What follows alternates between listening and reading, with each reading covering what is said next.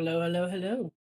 I am back and a little different because I'm going to be doing a reaction. I don't, I haven't done a live reaction. I don't usually do a live reaction um for showcases like this. The only time I usually do live reactions is maybe during like Game Awards, maybe Summer Game Fest, stuff like that. But not necessarily that. At least I haven't done one in a long time. And and so the Triple I showcase, it's usually a lot of indie games, but also a lot of big names are in there. Just because I believe the little trailer I reacted to earlier today for Castlevania Belmont's Curse, I think it actually premiered in this showcase. I think I could be wrong. And a few others as well. And yeah, and the thing was, I was planning to do a reaction to this, but I missed it. Like the little title card on YouTube, little screen, and I could have sworn I read that it said uh it would start at 6 p.m. my time, Eastern. I could have sworn that's what it said. So I'm, doing other stuff, editing something else, doing some other things. Lo and behold, like 3, 4 o'clock rolls around, and that's when I noticed that the triple initiative, the thing, it's it shows that it's done, like it's already happened. And I was confused. I'm like, what the? How could this possible? I, I, I was waiting for this at 6 o'clock. So maybe I'm blinder than I thought I am, and I just read it wrong. But point is, I missed it. But I was planning to watch it regardless, live. So it's just a little weird to me. I'm just like, what? I don't understand what happened. I honestly don't. But water under the bridge at this point. So yeah, we're gonna be checking out the showcase. Apparently it's like an hour long. It literally it touts itself as 45 minutes of back-to-back trailers, no ads, no nothing, just boom, boom, boom, boom, boom. So that's gonna be nice. And maybe afterwards we'll play some Planet of Lana. Um, we'll see how the night goes. Just because I am feeling a little sick. Like there's something like that feeling you get when you're just like something's off but you can't really describe it. That's what I have right now. I have something like something is off but I just can't describe it. So yeah, we're gonna be watching this for sure, and then maybe some Planet of Lana afterwards. Not 100% on that, but we'll see where the night takes us. But yeah, that's pretty much it. I'm excited, and let's get to it, I guess.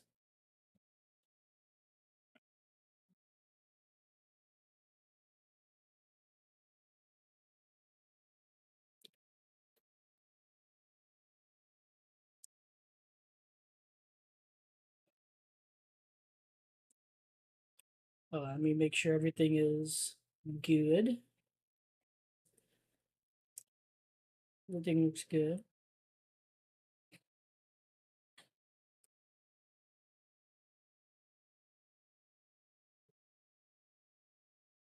All right, everything looks like it's in its proper place.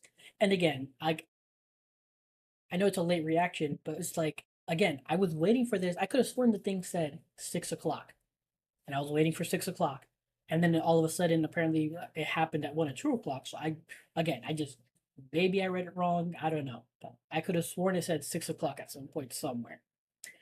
But again, moving past that, we're gonna watch it now. And oh my god, that's hilarious. The writing, my face is blocking it. I'm proud to announce that after last year's countdown, my writing career finally took off. You're now reading the words of a part-time fortune cookie writer. You will achieve what you seek. uh, that's that's kind of funny. That's pretty good. And who knows? Maybe that'll rub off on me in my writing career. Who knows? Let's pray and hope. But yeah, enough of me blabbing. Let's get to this. Should I just fast forward some, or should I? Yeah, let's fast forward. Oh wait, there's more. There's different. Even if we personally always reject the arbitrary human decision to divide time into seconds, minutes, and hours, we're happy to announce that the countdown to this triple I is about to end. And break.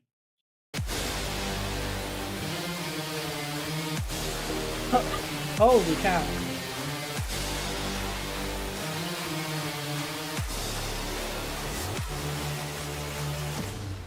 Put it down just a little tad. Let's put it down just a tad.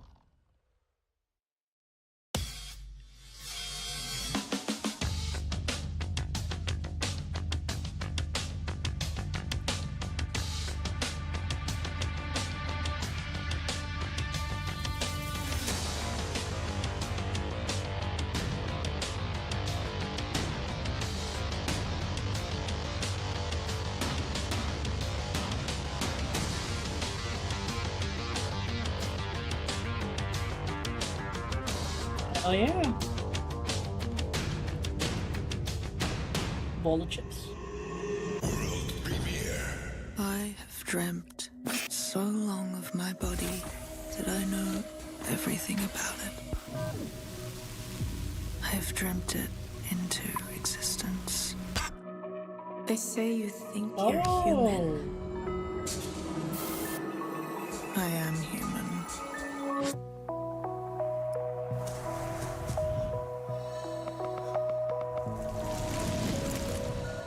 In this place, where everyone takes their bodies for granted, I would never. When I meet my body, I will never part from her.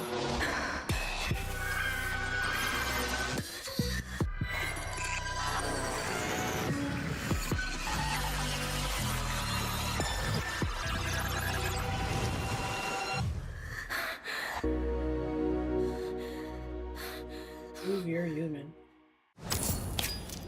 This to basically shame us for how much we put we're on our phones.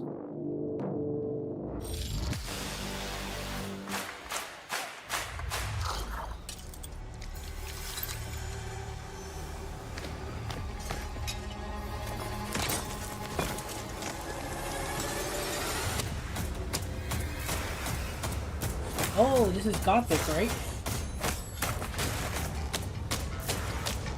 No, this is not Gothic.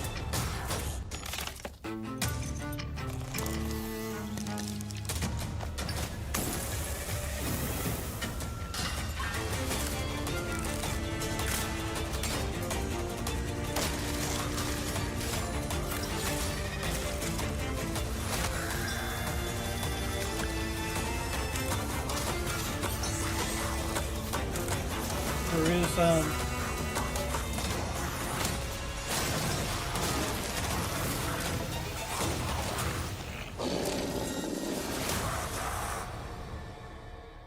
Alcahest. World premiere. Never even heard of that one.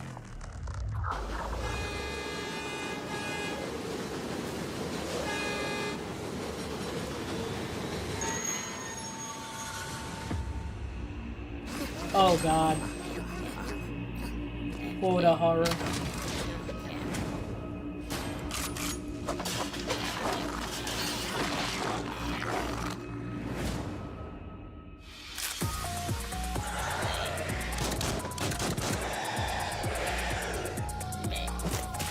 Oh, that's funny.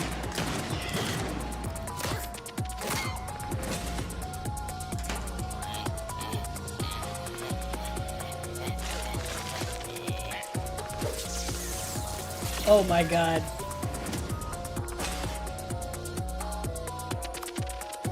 You have to bring back their heads to respawn them.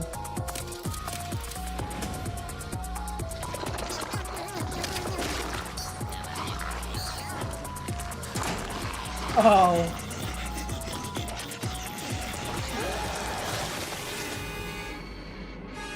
He just left his buddy behind. Very cutesy horror. Yes, and I reacted to this earlier. I cannot believe this, man. Holy shit, guys.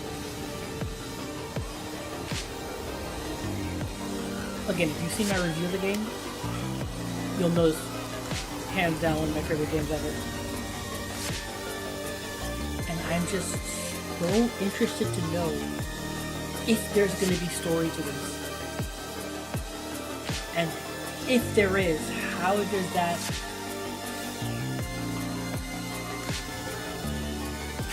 Oh my god, I don't want to say anything, I don't want to spoil anything.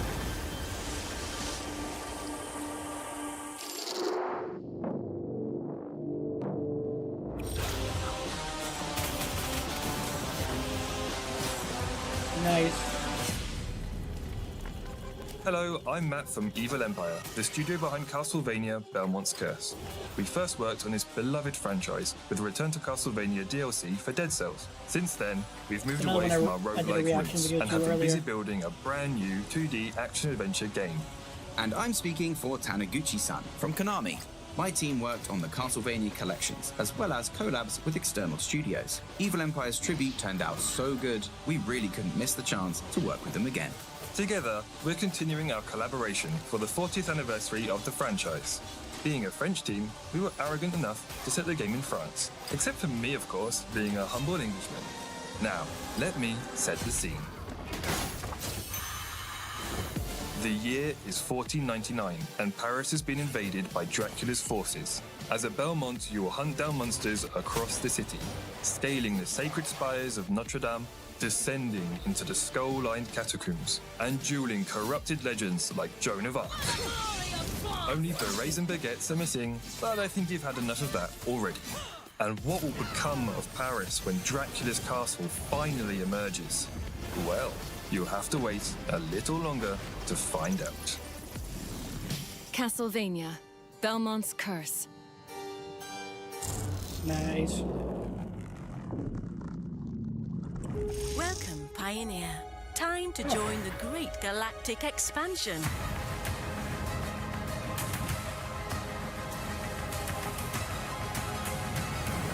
Of mining operations.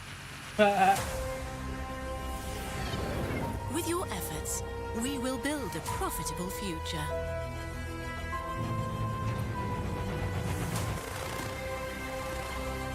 This is No Man's We Sky, will right? extend humanity's The venture expansion for it? from one planet to another. The new one? The new expansion?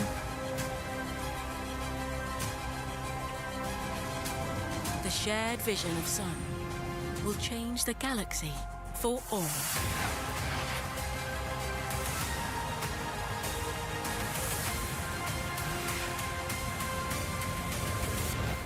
Strive to leave your mark under new stars. Oh, no, it's not. It's something new. Spacecraft, okay. It kind of looked like No Man's Sky. Oh god, this is gonna get DMCA'd like crazy.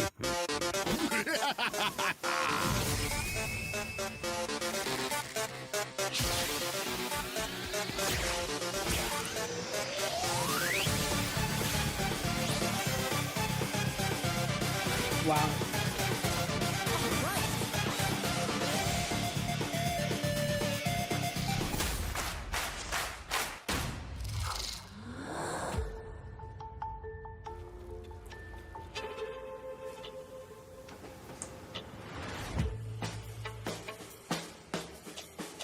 This one.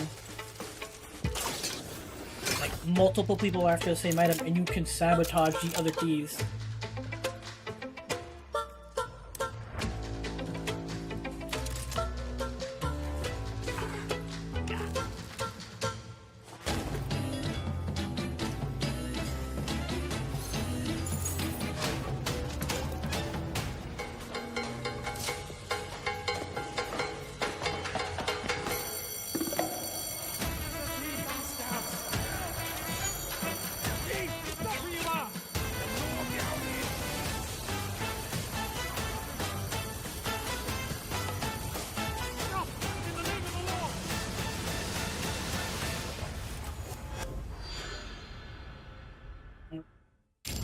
They didn't show it here, but I could have sworn that you could, like, sabotage other people.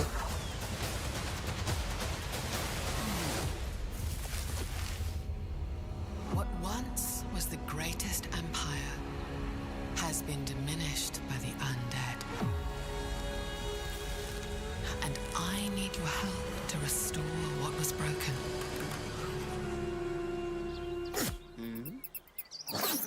Gather resources, rebuild the cities, and together with the human survivors, a new life can flourish. Let temples and altars help Here, you the mouse cursor on the reconnect with the screen. gods. They need to be convinced And for a second I thought you it was have mine. what it takes to beat the fallen and restore Rome to what it once was.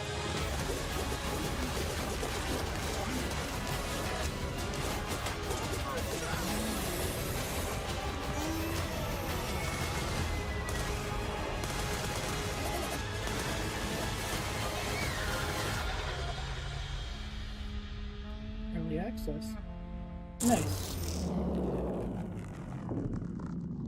3, 2, 1, go!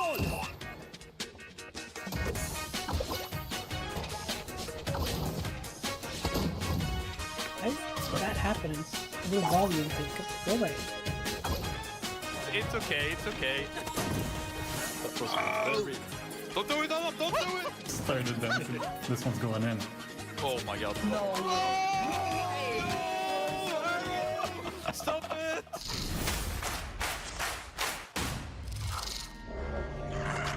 I've seen video game crew play that.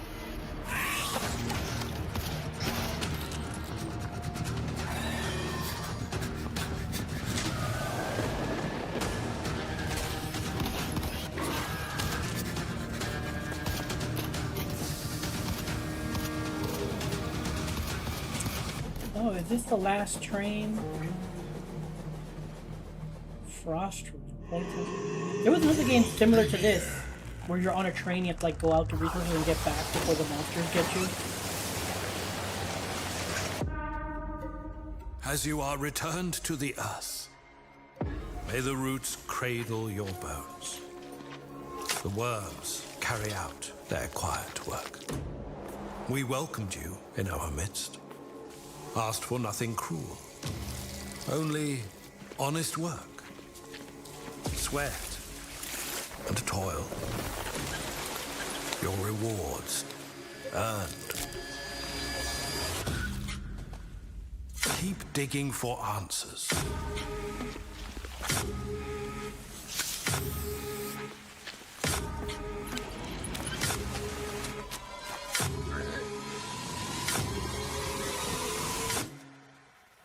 And you will reap what you sow. They've been making a lot of these little like horror like farm simulators. There's another game, I keep forgetting the name of it.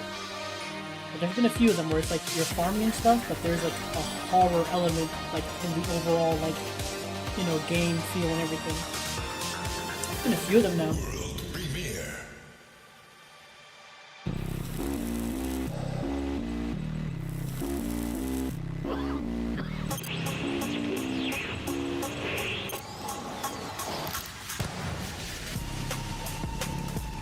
The hell?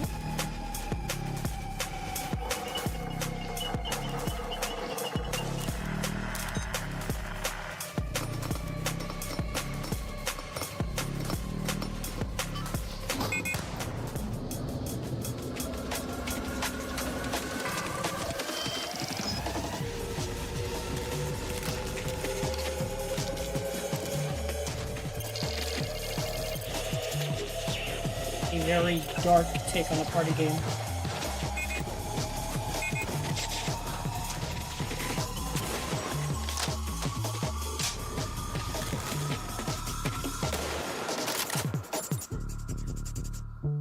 Machine party.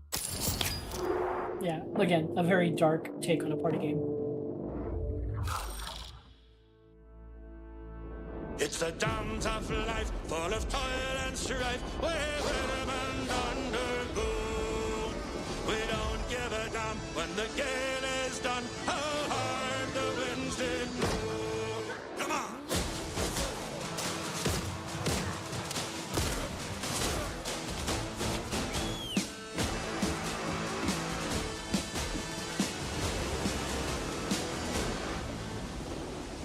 How soft the breeze of the tropical seas. Now the ice is far astern. And then they take place in the island glades. A proper pirate game?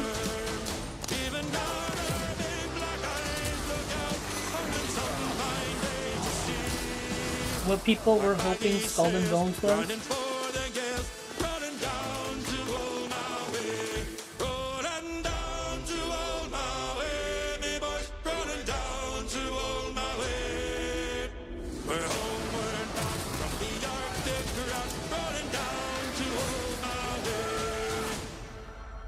Wind Blows, early access. Setting sail April 14th. Wow, it's right around the corner. Yeah, it looks like the pirate game people were hoping Skull and Bones was gonna be.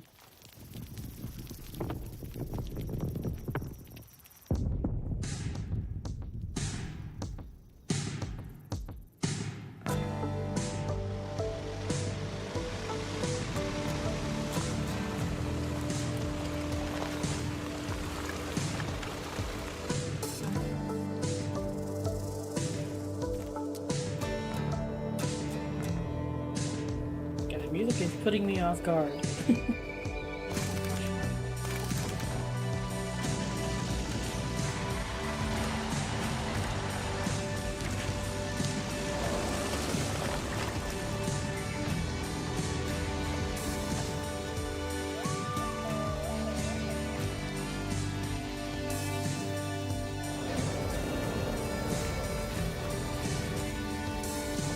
Over the hill. But there's obviously something more to it.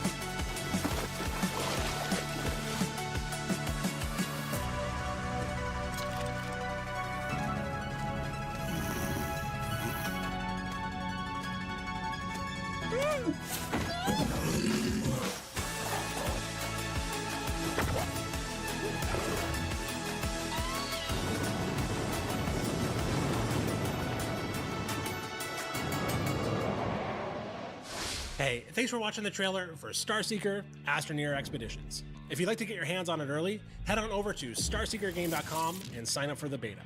We also have an extended gameplay segment coming up later in the show, so be sure to stick around. Ooh, a lot of after the show stuff that I totally missed and I gotta check out.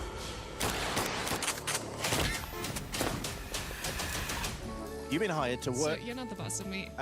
Yeah, I'm not listening to any of that. Oh, okay. So customers come in and then we scan their IDs. Okay, we gotta check that they are a human. Shoot her. Shoot her? On the thing it says she's a plumber, but she says that she's a flight attendant.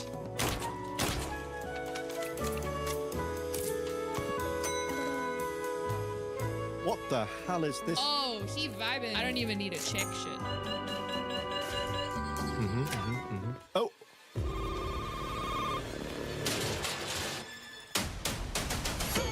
Oh, creepy. No, thank you. Did you see? Wait.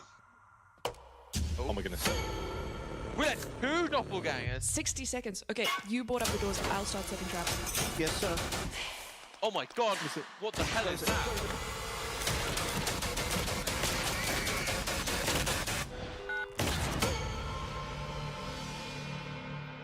Okay. Shift at midnight.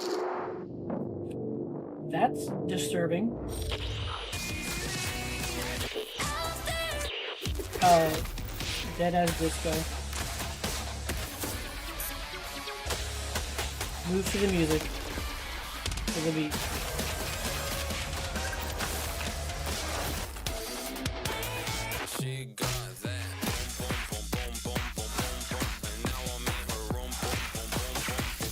This is gonna get DMCA'd so hard.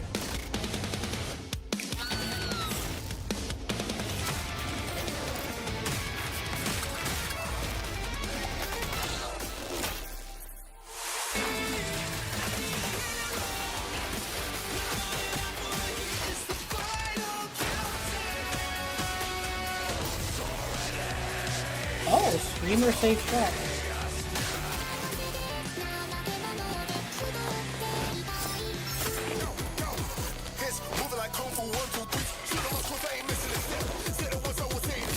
Nice. Nathan, cool. That's gonna be the biggest selling point. Streamer safe music. In the Home and Harbor expansion, you get to build, manage, and fight for your very own outpost, your home base in the oceans of Europa. Outposts are valuable assets. Be ready to fight for them, both in single and multiplayer. Home and Harbor adds new mechanics and depth to Barotrauma. Manage and develop your outposts into industrial hubs and take part in the underwater economy. Discover a new faction in the world of Barotrauma, the Descendants. Mysterious, high-tech offspring of Europa's original settlers. With the Descendants, various new technologies are introduced into the game.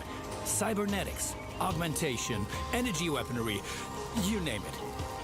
Home and Harbor adds more story, new missions, and deeper faction interactions to the Barotrauma campaign.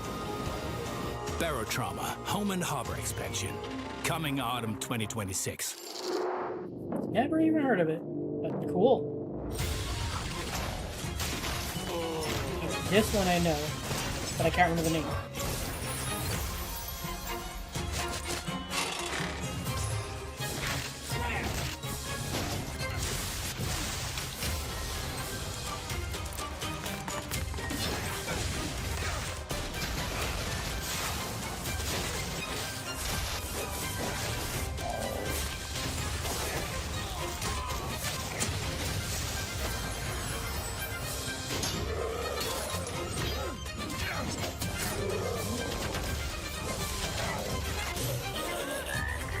Only cooperation. There's some single player in there too, though.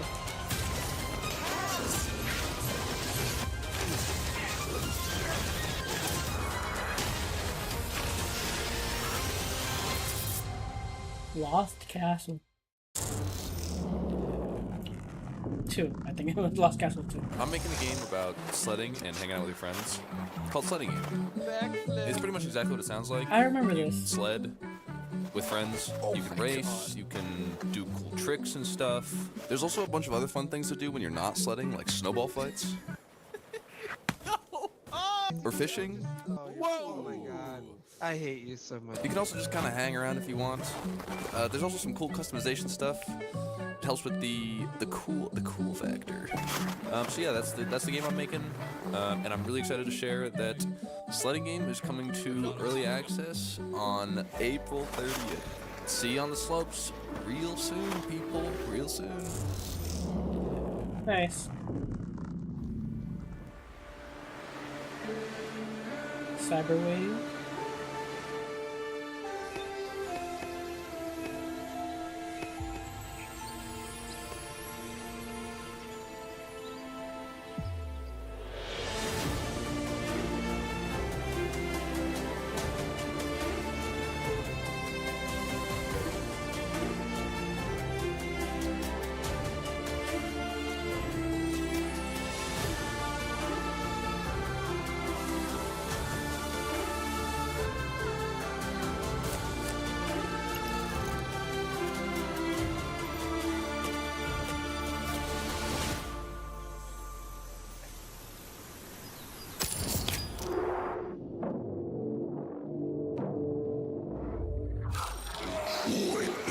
Listen up! We's calling a war! The Homies have smashed their way onto our turf. It looks like they brought some proper snazzy kits to the fight. Vampire Survivor. Sneaky. Warhammer. The blue kits is here with his claws. But that's nothing on our power claws. Boy, look at this one. He thinks he's dead hard in his battle wagon. But wait till the boys crack him open. Oh look, it's old Baylai. But ain't nobody meaner than orcs. Nah, not them. Yeah, him. The biggest, meanest, There's cool mega rock thracker, prophet of Gork and Mork. Wah! Let's have it. Warhammer Survivors. Not even Vampire Survivor tie-in, it's Warhammer Survivors.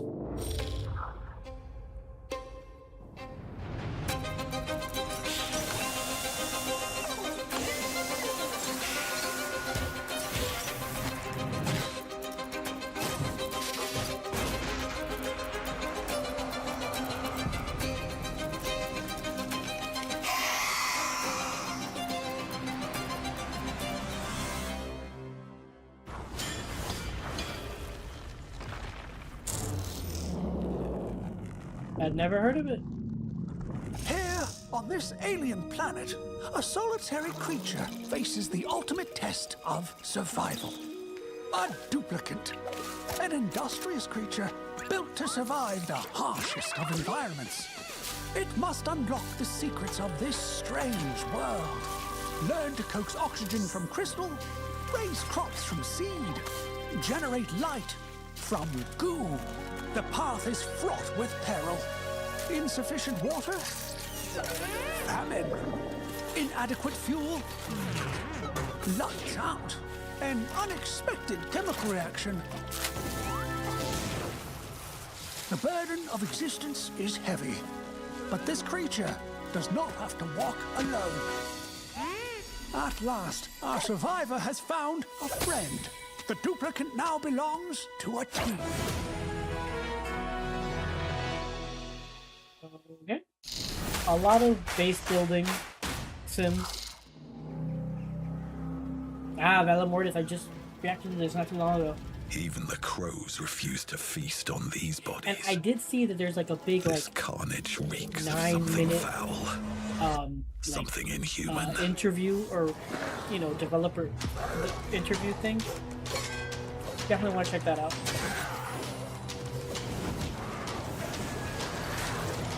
War takes its toll on everyone.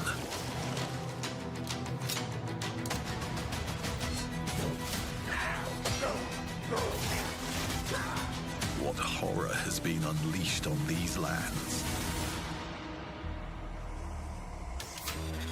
Some escape in daydreaming, some in madness.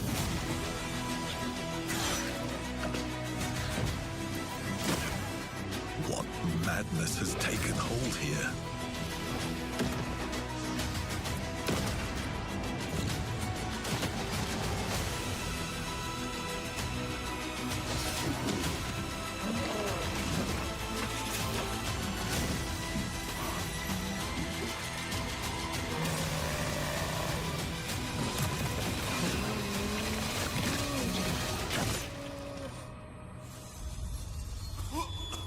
Am I dreaming this hellish nightmare?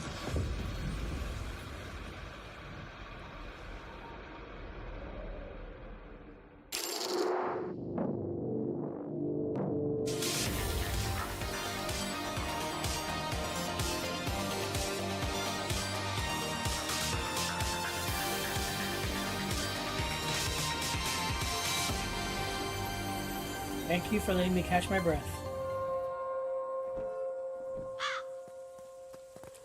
Oh!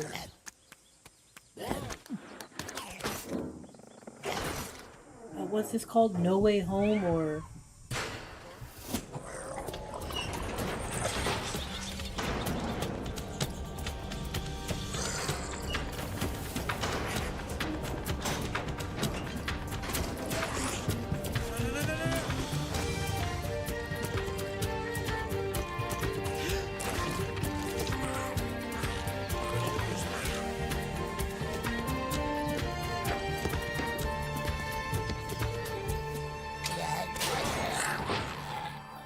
Long Gone, that's what it was.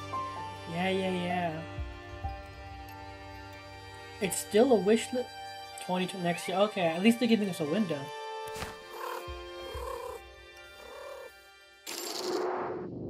I remember I think there was been a demo on Steam for a long while, hasn't there?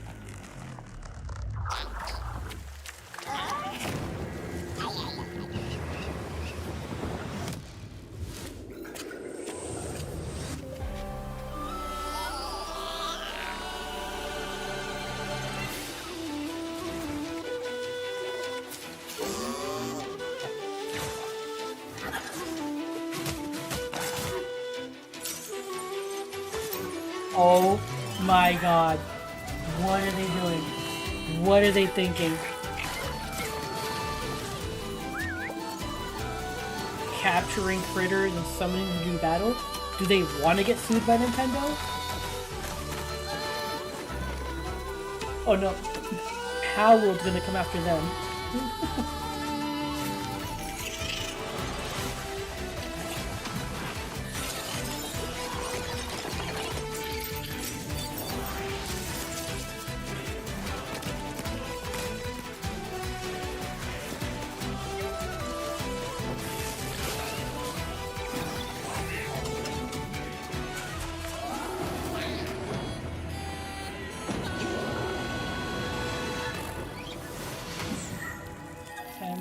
Pioneers. Holy cow, I can't believe it. They're gonna get sued into oblivion by Palworld and then Nintendo.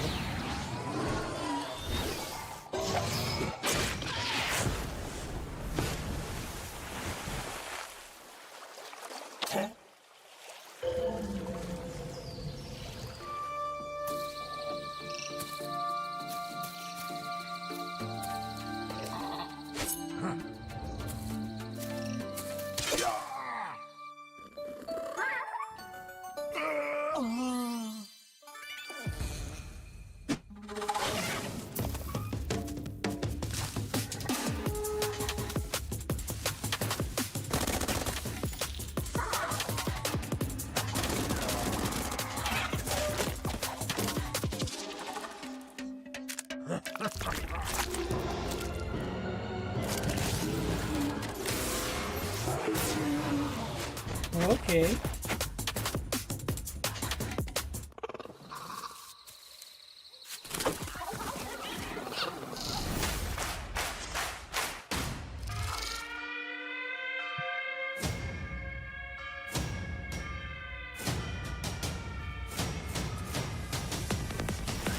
Far, far west.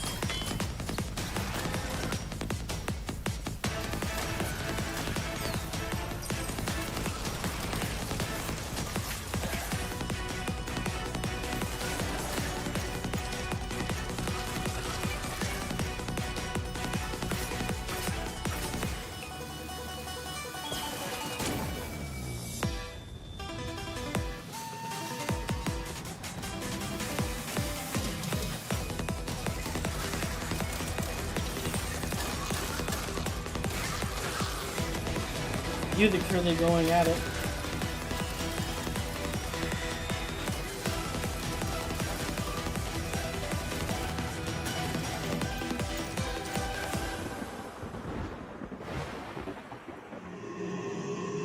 World premiere.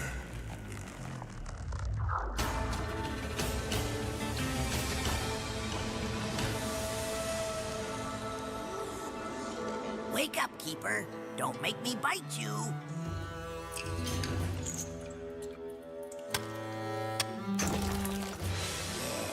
I may be a skull, but I bet we'll become best friends.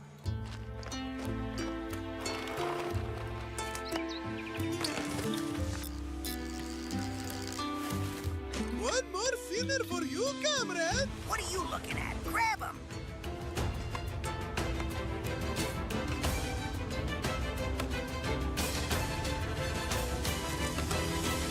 You're a graveyard keeper? Zard!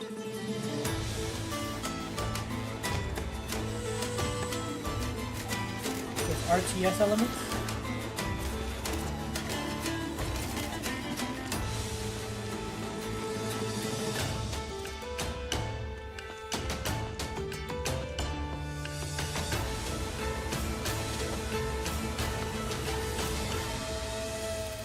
A graveyard keeper? 2? I didn't even know there was a 2. I didn't know there was a 1, I mean.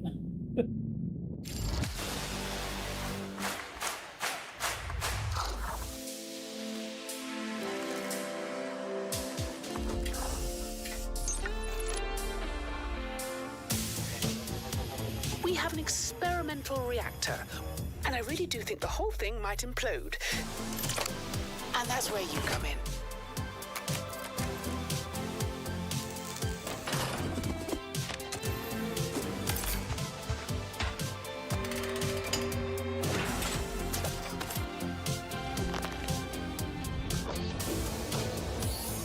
I don't want you to get overexcited, but there are rifts that cut through time itself. Stabilize one of those, and you could pop back to your own time. And while helping yourselves, you could perhaps fix a few teensy little problems for me too. Norchek thanks you for your service. Logo only on Steam. Oh yeah, this one. There was DLC coming to it.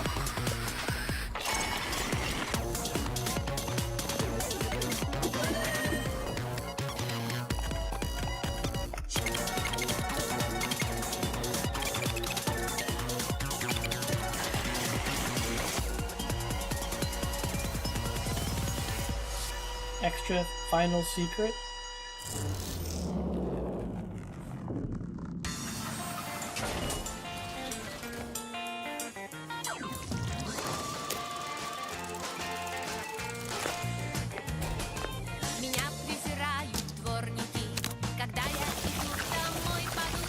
I don't know why.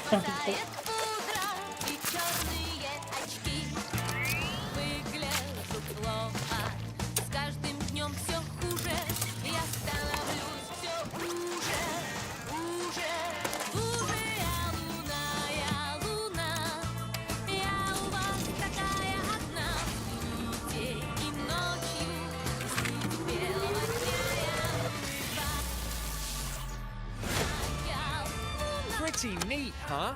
Top-tier technology.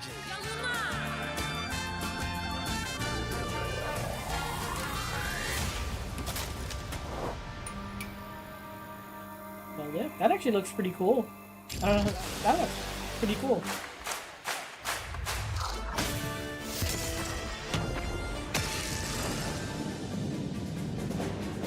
Crosscode.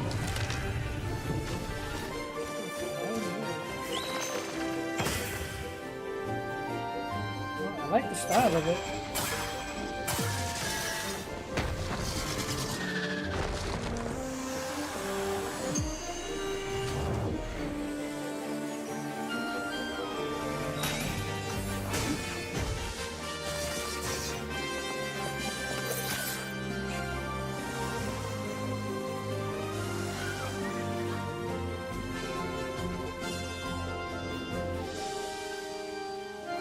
World reviving after RPG.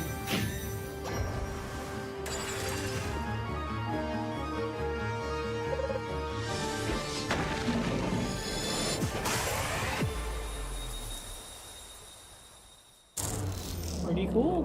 Pretty cool.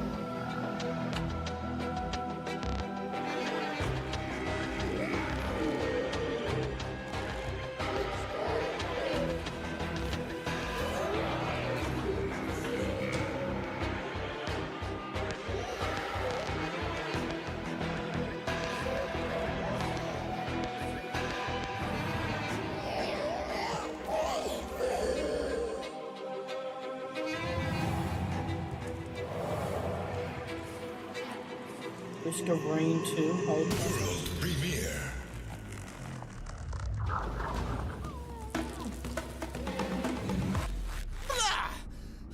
Hey there! I know what you're thinking. You're probably wondering, how did this handsome fellow end up in such an awkward situation? Well, to understand, I think we need to rewind a bit. It all started when my best buddies and I heard about this very ancient place. Let's go, guys! Well, don't mind me. A lot of like 4-player co-op games, Sims, you know. We were peacefully making our way through when everything went completely off the rails. Ah, you filthy beast! It's closed! No, Watch out! Suddenly, just when I thought I was safe...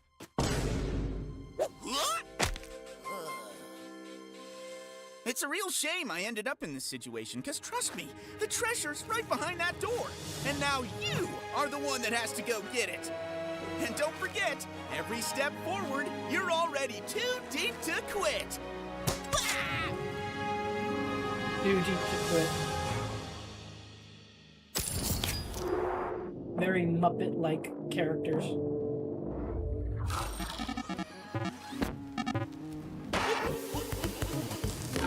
This is Neverway, right?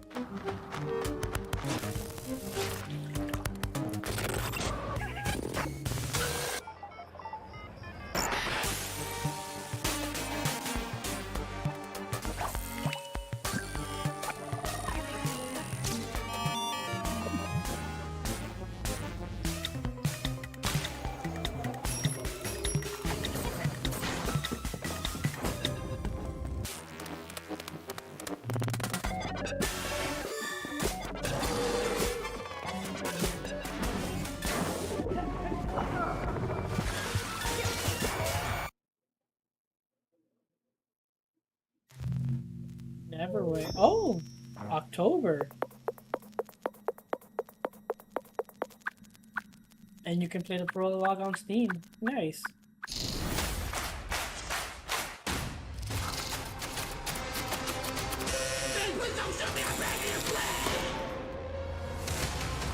Oh my god, this is... Dear contestants, prepare yourselves for the ultimate trial in final sentence. Where's the question mark? So put that gun down! We good. Oh my god! You have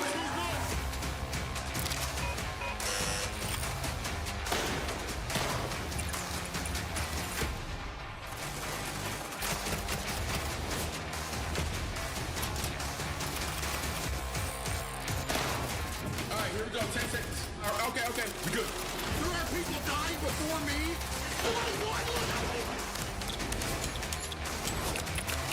That was a comma!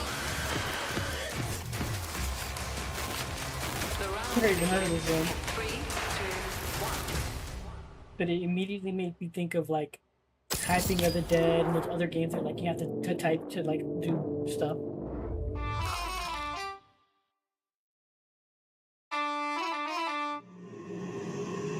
World premiere.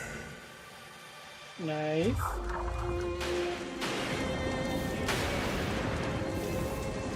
Don't Starve?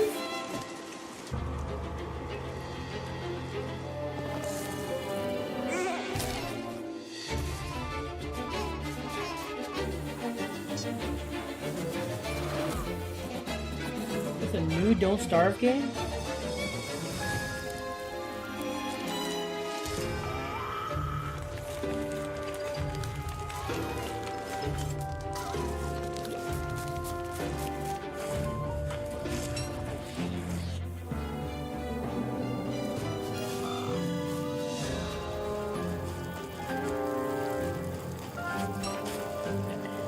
This has to be new.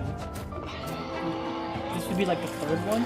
Because it was Don't Starve Alone, or Don't Starve Together, something like that. Was there a Don't Starve 2?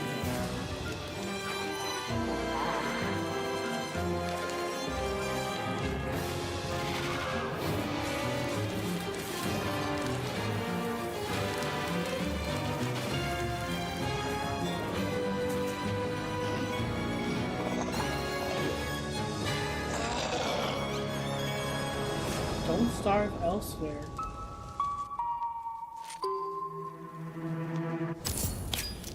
Very creepy. But yeah, new Don't Starve. Holy cow.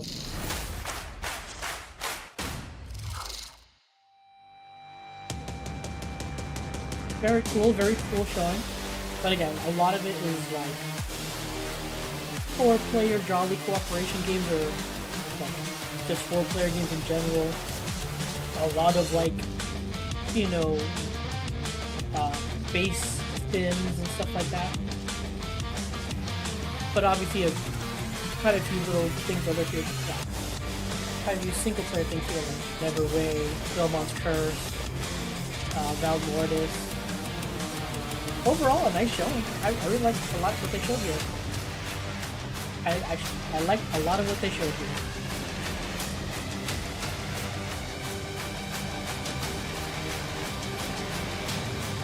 Ah, that is Disco. Cool.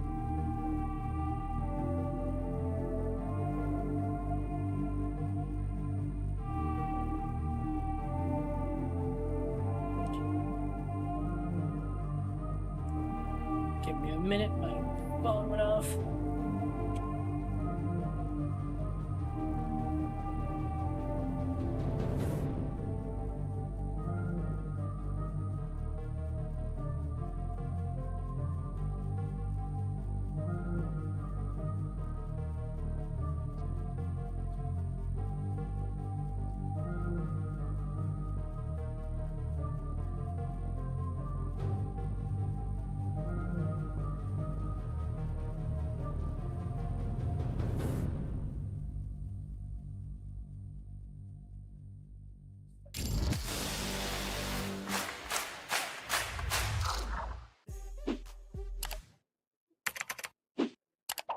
That was Shifted Midnight. I think there's a lot of potential there because the scratch was at me about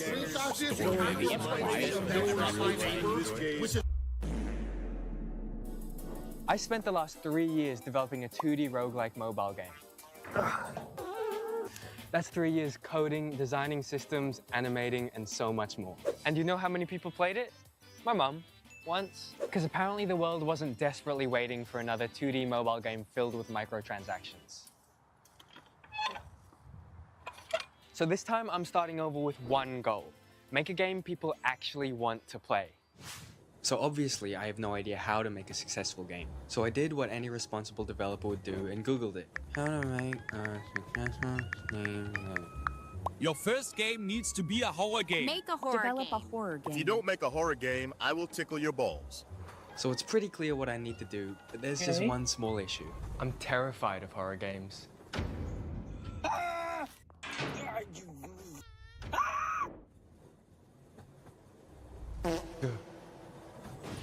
Still worth it though. I'll do anything for success. Anything? So in order to make a successful game, we'll need to set some goals to make sure it goes right this time. We'll need content creators to play my game. And I'm not talking about any random content creators. I'm talking about the big three of horror games. So goal number 1, Queso. Consistently a top 3 streamer on Twitch, massive, hilarious, huge horror game enthusiast that's really large on Twitch. Number 2, Markiplier. OG of the game, 40 million subs, needs no introduction. My name is Markiplier. And number 3, Corey. Averages 10 million views a video, but he's gonna be the hardest because of his extremely inconsistent upload schedule. Let's do this. So I started with a brand new Unity project and naturally named it something humble. For this project, I'm imagining a co-op horror game where you work the night shift at a gas station. Original, I know, but stay with me here. Customers will come in, but some of them will be monsters pretending to be human. Inspired by games like Papers, Please and That's Not My Neighbor, you'll need to check their paperwork, IDs, records, and appearance to figure out who's actually human and who's pretending. If you suspect anything is off with a customer, you're also equipped with a gun and get to blast their head off.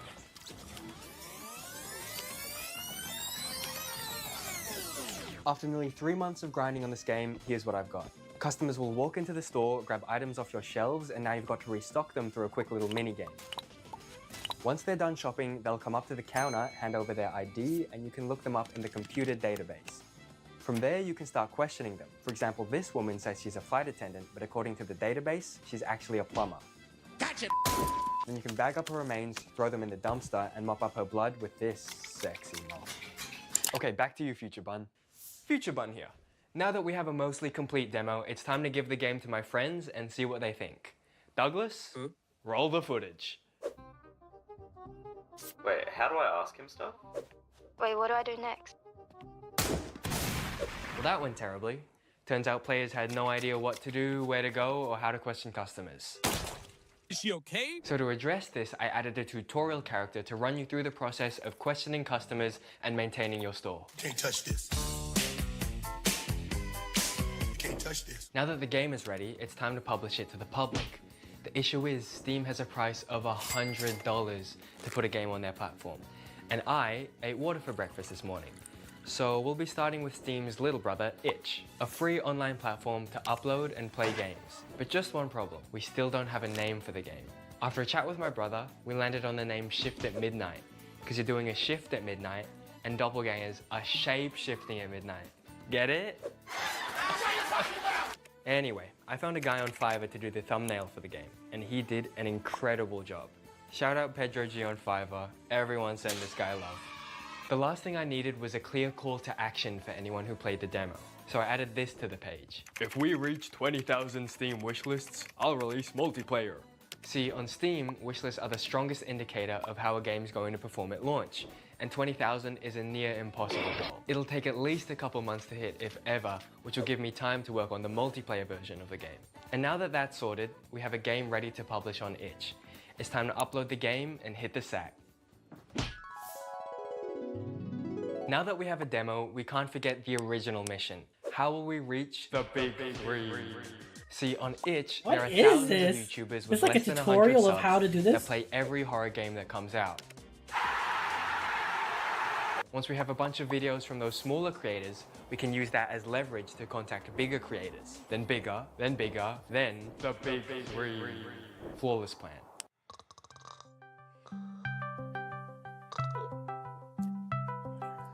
I don't know what's going on, but this is hilarious. And informative. Dude, get up and check the front page of Itch. Okay.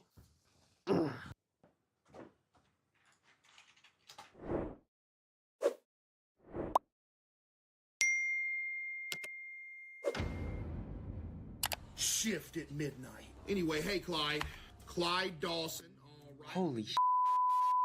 We're only one day in and we can already tick off goal number 1 of the big three. Maybe hitting these goals is gonna be easier than we thought. Maybe. There's just one problem. Huge game-breaking bugs are happening. Luckily, when Queso played it, none of these bugs happened. Chat, y'all gotta wish list this game, dude. That was so good. But we do need to urgently fix these if we want another one of the big three to play it.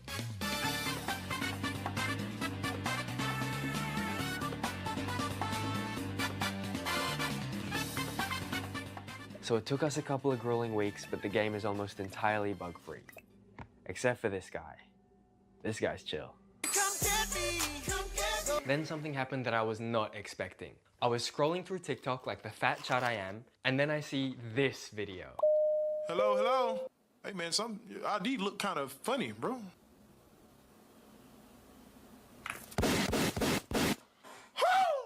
Calm down. We close. Oh my. I'm so sorry about that. This one clip from Twitch streamer Keem Summer went viral on TikTok, Instagram Reels, and YouTube Shorts separately, amassing a total of 78 million views on all platforms, which is apparently the entire population of Tanzania. Cheering fills the streets as the Great Bungwen lands in Tanzania.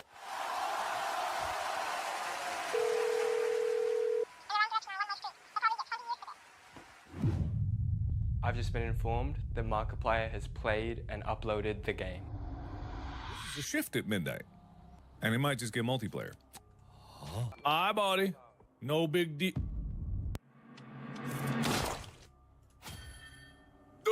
Hey, who are you? What in the Oh. That was Shift at Midnight. Wishlist this.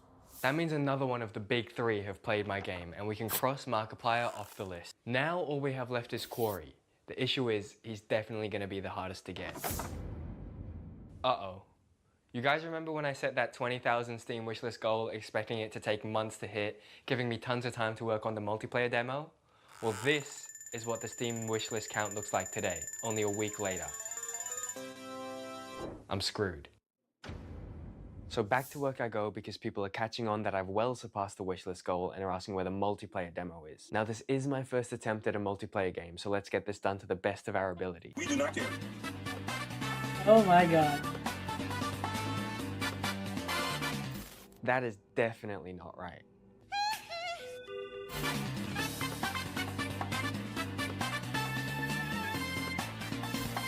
Nope, that's not right either. As silly and funny as this is actually pretty informative. There we go. So it's been a couple of months since I started working on multiplayer, and I'd say it's about ready. Along with getting multiplayer working through Steam peer-to-peer, I've added more customers, more enemies, more weapons, and gambling. Now it's time to publish the multiplayer demo to Steam. So at the start of this video, I said my goal was simple. Get the big three to play my game. And while I did get incredibly close, Corey never ended up playing it. But honestly, that's okay, because what happened instead was something I was never expecting. Over the past few weeks, 800,000 unique people played my game. Thousands of creators made videos on it, and the Steam demo is now sitting at 99% overwhelmingly positive. Seeing so many people enjoy something you spent so long building is a pretty surreal feeling. I want to say thank you to all of the people who played the game, all of the streamers, all of the YouTubers, all the players, and everyone who shared it with their friends. It genuinely means a lot. But thanks to the support that this demo has received, I'm now able to work on developing Shift at Midnight full-time. There's still a ton of work ahead, but stay tuned for the full release coming in May.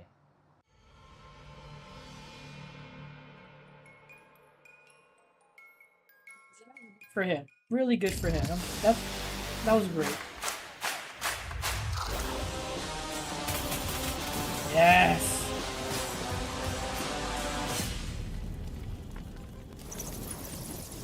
Hi everyone, thank you for watching the Triple I Initiative. I'm Matt from Evil Empire, and with me I have some of the team from Castlevania Belmont's Curse. Here I have Din, art director of the game, and Sandro, lead level designer.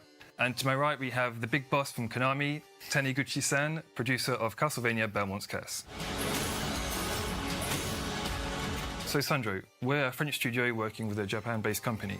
What does that look like for development, and do you have any cooler anecdotes that you'd like to share? Well, obviously, I would say the biggest thing is the time zone difference between France and Japan. It often meant a lot of early meeting for us and late night evenings for our colleague. Fortunately, they never held a grudge against us, and whenever they came to see us, they brought a lot of snack and goodies, which was like a second Christmas for the team. Speaking about food, they were always super curious to try, wow, weirdest and like heaviest French food, which was also crazy.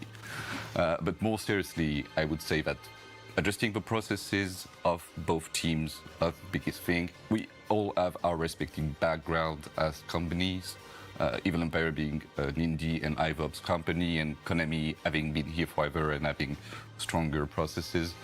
It meant like learning how to adjust the way we work together, but I think in the end it made the project stronger as a whole. And Din, why did we choose France and specifically Paris as a setting? Was it really out of national pride, as I joked in the trailer? No, not at all. No, okay. In reality, we wanted it to take place in Venice and working around the theme of the Venice Carnival. After a moment, we thought it will be maybe too caricatural. Maybe we wouldn't do it well. So someone had a great idea to do it in Paris, and it totally makes sense because Paris is a natural theater for a lot of Gothic architecture, which fits great with the Castlevania universe. And to have this opposition between the dark castle of Dracula and the Notre Dame, it's a great theme. But maybe yes, there is also some of national pride in it. Okay. So Sandro, Din, from a level design and art perspective, how did you turn Paris into this 2D action-adventure world? Well, obviously, there was a huge focus on level design, without forgetting the art, of course. But we wanted to build the world in a way that made you feel that you were exploring a city. So it meant taking extra care on the way we created our exterior spaces, leveraging the verticality of the city, like exploring from the below the streets to the rooftops, making sure you can explore inside or outside spaces. We wanted the game to feel modern, but also like have the intricateness of the action adventure genre at the art. Because Paris is like really a good Indeed, natural that's scene, what's Castlevania. natural theater for a story like Castlevania to take place, because of the medieval history, because of the architecture, because of the all the urban myth. And yeah, we have to adapt to the level design, but it was also the opportunity to make all this gothic environment bigger than bigger than life. Bigger than life, exactly. Thank you. So we get inspired by all that we have, all the history, and just push the button, and make it bigger, more fantastic, more scary, more of a Castlevania-esque.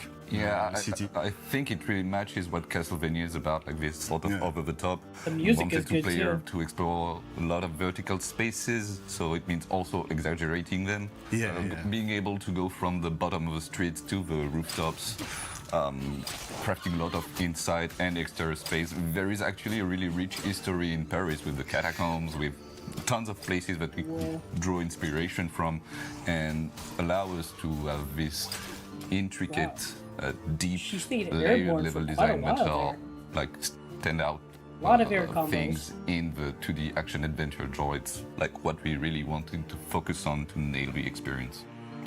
And Din, what was Motion Twin's role in development? Without Motion Twin, there won't be any Dead Cells and no DLC Return to Castlevania, and of course, no Belmont's Curse, developed by Evil Empire and Konami. And yeah, Motion Twin was like kind of our big brother. Which is sometimes nice, and sometimes they lock us in the trunk of the car. So they were picky, but they were the one to who we ask a question, crucial question, when we have doubts about direction, gameplay, or art.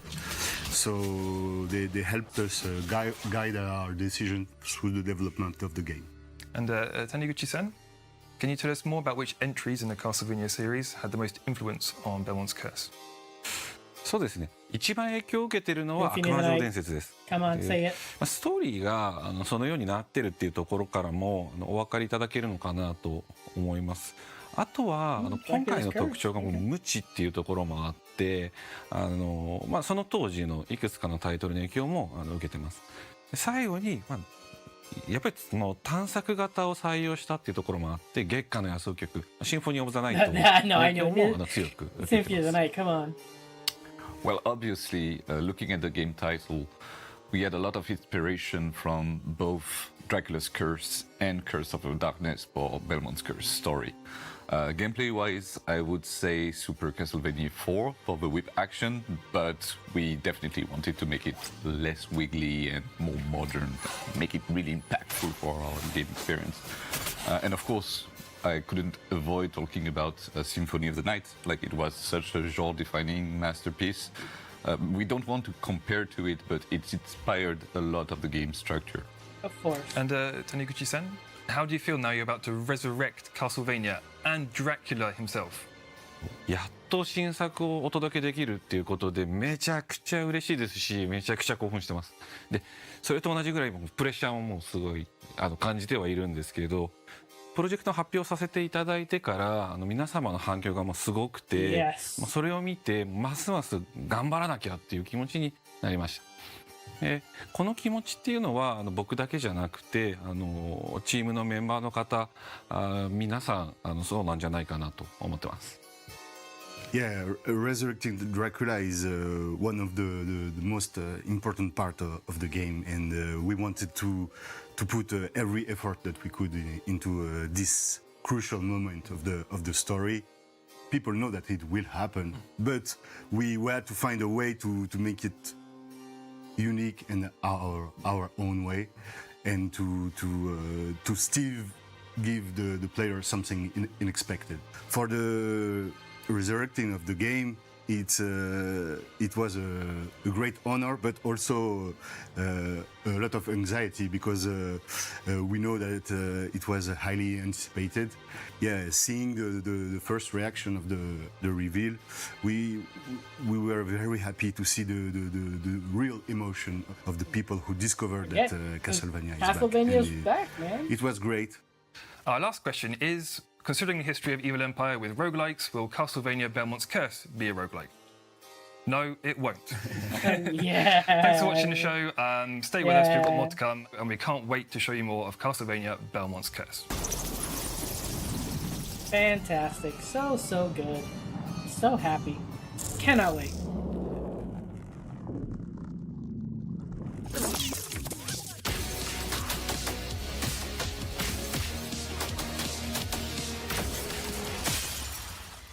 Hello and welcome to the Dead as Disco preview with none other than Brain Jar Games.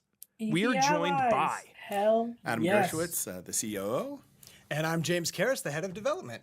Yes, thank you both so much for being here. I love Easy Allies. I learned about this game last year at Gamescom, and I could not get enough. All I wanted to do was find little pockets to come to Dead as Disco to try to beat those bosses, because it is absolutely one of those games where it's like, one more try, one more try, one more try. I could not get enough.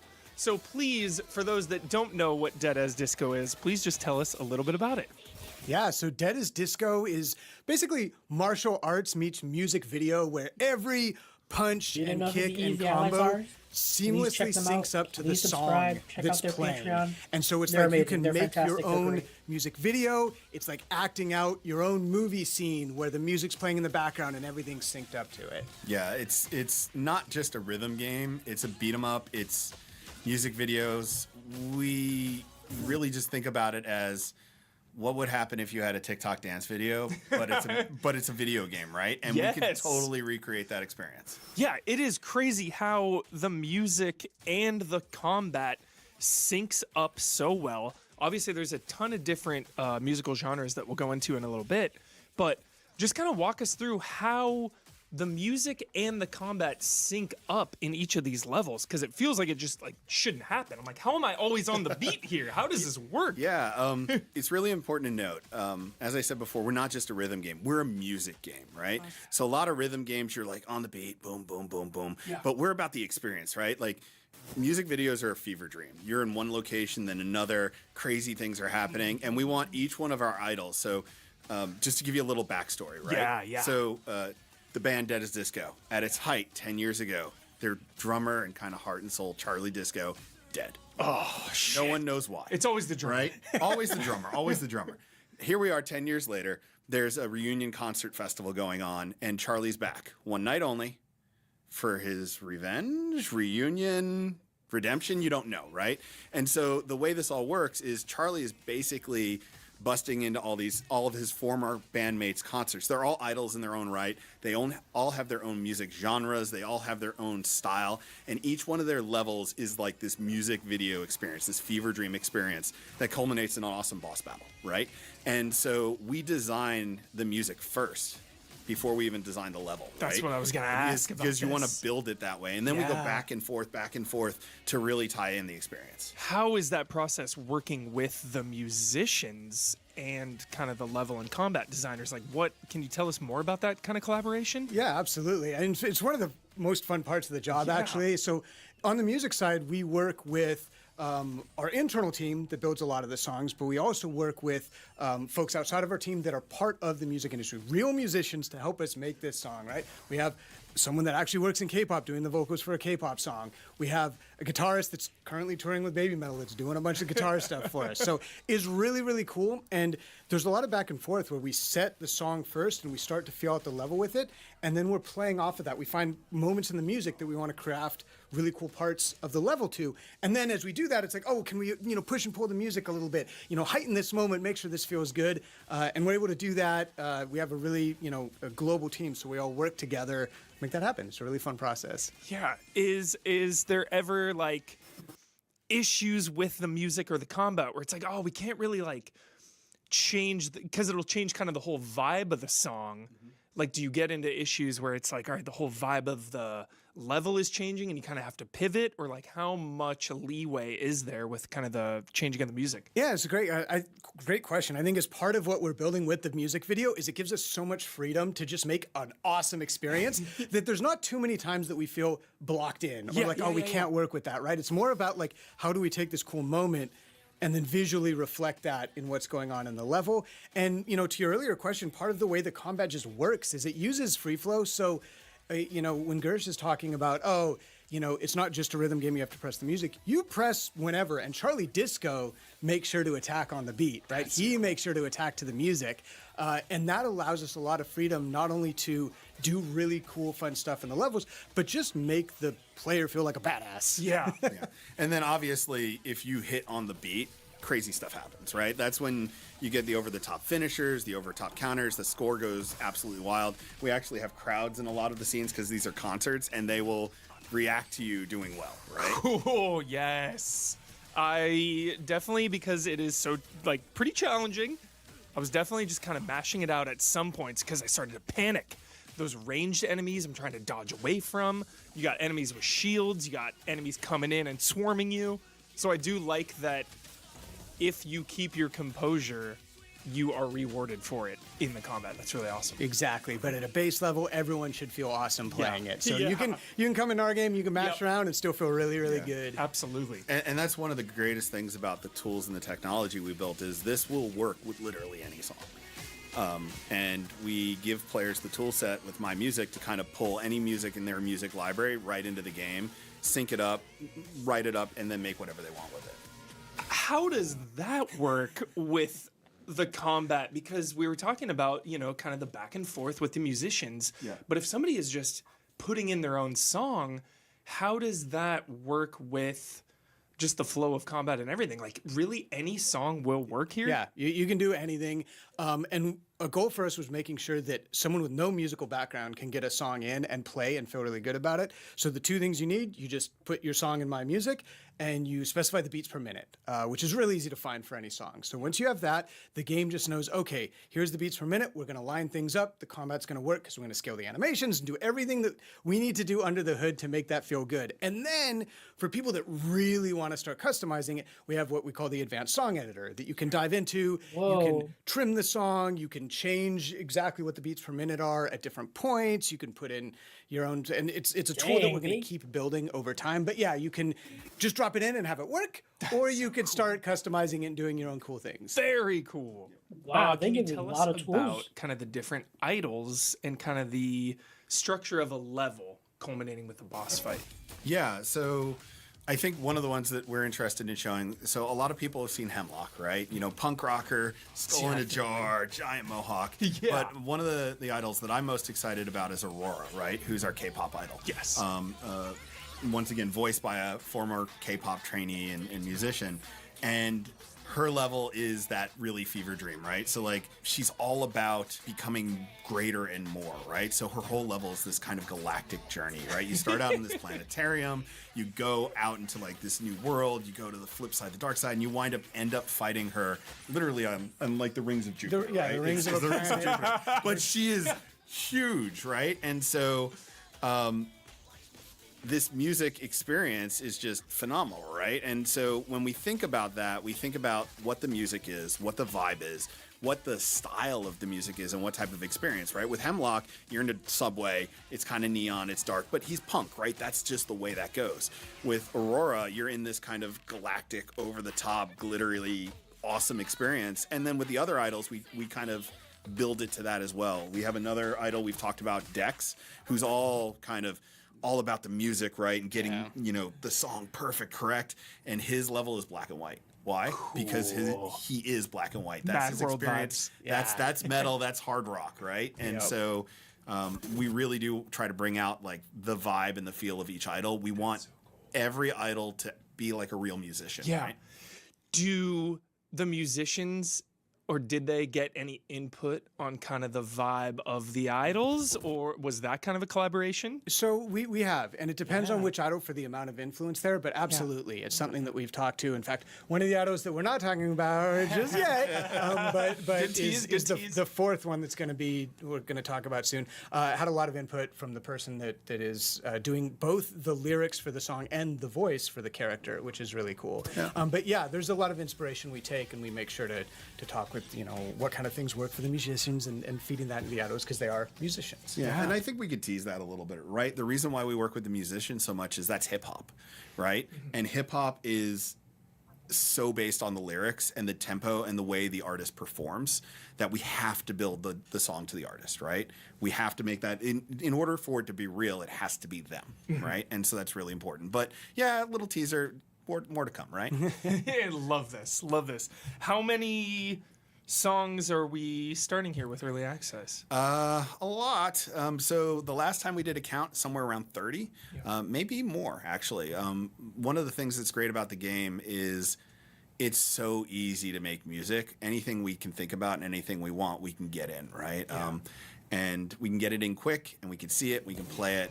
And sometimes we just make variations, like Maniac, for example. The first song we licensed. Such a good song for this game. For covers, yeah. But we have a punk rock version, we have an 8-bit version, we got the original version. So like, of an Maniac? 8-bit version of Maniac, yeah. Yeah, 30 songs and then 4 full story levels, and then obviously with my music, then people can just play it forever and ever. Unlimited, yeah. And one of the great things about the songs is we kind of have this A side, B side experience, right?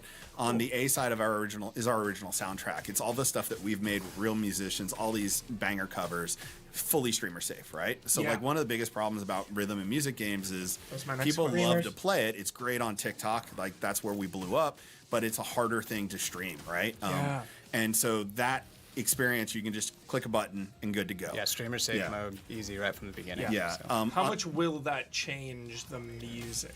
So essentially, it will remove some of the songs, but for example, Maniac being in Hemlock's level, we have our own internal track that we've built for that level, so you can play through the whole level to Authority, I believe is the name of the song, which honestly is a really cool song too. I bet, yeah. So that's basically it, is we just make sure anything that's in a story level, there's a replacement track for it, and then in Infinite Disco, where you can play whatever you want, those songs just aren't available, and then you can always go in and turn off streamer safe mode if you want to play on your own and play those songs. Yeah. And then flip side of it, we do license music as well, right? So you can have that kind of more traditional Guitar Hero, Dance Central type of experience where you can go in, you can pick your favorite song, and you can compete on leaderboards or time trials or like challenges too. We make a bunch of custom challenges for each of the songs to kind of obviously challenge players to, do different things. Yeah. There's been a beat 'em up renaissance, we like to say around here, in the last like 5 or 6 years. What was kind of the origin of Dead as Disco? Like, what was the idea to combine a beat 'em up and a rhythm game? Like, when did this exactly start and happen? Yeah. What was the moment? No, there's like a whole origin story to it and everything. We want it. We want that. I would say our CEO, Will Cook, got together with some of the other folks at the company, the early founders, and we're just sort of thinking about ideas. What can make a really cool game? And what really resonated was like truly those awesome movie scenes where stuff is synced to the music. Baby Driver was a big inspiration for us. Yes. And so we looked at Baby Driver, and it was like this initial pitch of like, Bruce Lee brawling to the beat on TikTok. What if you had John Wick meets Baby Driver, right? That sort of like music video. And then it was instantly like, okay, well, we got to do something that's tied to the music in this awesome way. And this style of combat just lent itself to, you press the button and the character decides what they're going to do and what's cool. We could sync that to music so like cleanly and elegantly.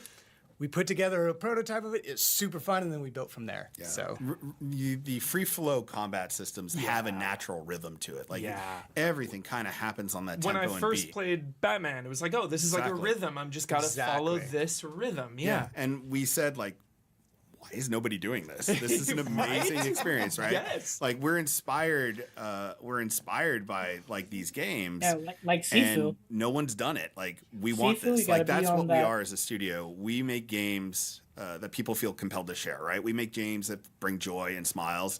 And that's what we want to do. And we had that secret sauce with this game. Yeah, when I was playing this game at Gamescom and then just here at the studio, grinning, just smile on my face. It really is one of those just, you cannot stop playing this game. It is so addicting. Just like, like trying to get the high score, trying to finish a level, and trying to get the high score, but just like to feel the rhythm and everything. It's just like so rewarding. It feels so good landing those hits on the beat. Like you were saying, like how is no one doing this? Yeah. How is no one doing this? I It's so love good. hearing that because like Yes. it you know, when you talk about what we wanted to build from the beginning, we talk about the lizard brain, right? Like hitting the Sure. lizard brain, right? Hit that Like dopamine. we're not out there we're trying to build like the most, you know, cerebral experience ever. And those are cool things, but like our goal was just like fun, right? It's Like so you fun. play it and just moment to moment fun, and it's my favorite game that I've ever worked on. Honest to goodness. So awesome. It just feels good immediately too. That's so hard. You for a can game, tell I they're feel like, where passionate. it's just like from moment one, the immediate 1 second, you're like, yep, this is fun. This is so fun. You mentioned the demo is out now. Yep. On Steam, you can download that demo for Dead as Disco. You can jump in and just play if you're getting hyped on watching this. And then can you just tell us about kind of the early access release date and what to expect from that? Yeah, so right now we're going to be releasing in May. People say, when in May? And I go, as soon as I can. But the reality is, we're still putting the final touches on it. We're going to be playtesting the heck out of the game in April. So get into the demo. There's a little button that says join our playtest, sign up. We're going to try and get as many people in as we can. And when we get a great signal, that's when we go. But we're definitely putting it out in May. Awesome, guys. Is there anything else you want to say about Dead as Disco? We appreciate everyone that's played the demo. We appreciate anyone that's gonna play the demo. We just love this game, and so please give us a shot. Check it out. Yeah. 'Cause I think you'll have a really good time. We made it to have fun. Yeah, we made it to have fun, and we made it to share, right? And so we want to see what people do with it. We actually didn't even talk about all the modding and everything else that went in. Tell us about it. In a flash, right? So Yeah. not only can you bring in your own music with my music, and you can get it in there real quick and just be like, I know the tempo. You can mod it out, right? You can fully adjust how the music works if you get into it. But also, we're going to be unlocking slowly over early access all of the tools that we use to build the level. Our dream is players will be able to take our tool set and make their own music matched video, right? James and I were talking before, the mod community is already huge on it. Somebody went and modded Shrek into the game with Shrek's level. Always the and first mod. was busting face to Smash Mouth, right? And it got 5 million views. 5 million views on TikTok, right? It's just bonkers, right? And so we're building out all of that experience. We're giving people tons of levels to choose from. We're doing some Rockstar fashion stuff. We're going to integrate mods. We're going to continue to enhance our tools, but it's going to be really exciting just to see what people make. Oh my gosh, because I feel like the community is always like, they do things you don't even dream of. It's like, they did what? Yeah. They did what with the game? I mean, that's really the secret sauce with this game. Like, I kid you not, 300 million TikTok hashtag views or something like that, and it's not our channel. It's you guys, right? And it's super exciting and it's super invigorating, and it just makes us want to build more. That's so awesome. Yeah, I can just speak to my enthusiasm playing it, and then being at Gamescom, just your guys' booth. I just will never forget, like, everyone just couldn't get enough. Like, I remember people coming back multiple times. I feel like you might have been there. You're like, yeah, this guy's come back like 4 times here. We had that exact conversation. Like, exactly. Yes, I remember. We had a parent that just parked. The kid was so into it. I was basically babysitting the kid for a few hours. We will not name That's news hilarious. outlets, but we had a number of people that just came by and they're like, "Hey, you want to talk about the game?" Nope, played it. Yeah. Like, what do you hear? I played it. I want to fight Hemlock, and they sat there for 45 minutes, and we're like, "Cool, you have any questions?" Nope. Rolled off. Play They're the like, game. "I did my thing. I'm super happy. I'm super fun, and we love it." I love this. If you want to check out the extended cut, consider checking out easyallies.com or I always youtube.com/easyallies, do. where you can see more of this interview. Thank you so much for joining us. That is Dead as I gotta Disco, watch that. launching in early access in May. But if you want to get a taste right now, download that Steam demo. Give it a go. You will be addicted. Thanks so much. Love and respect.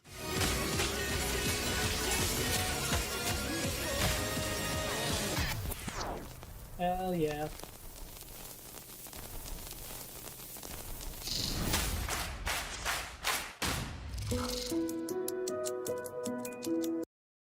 Give me a minute. I will be right back.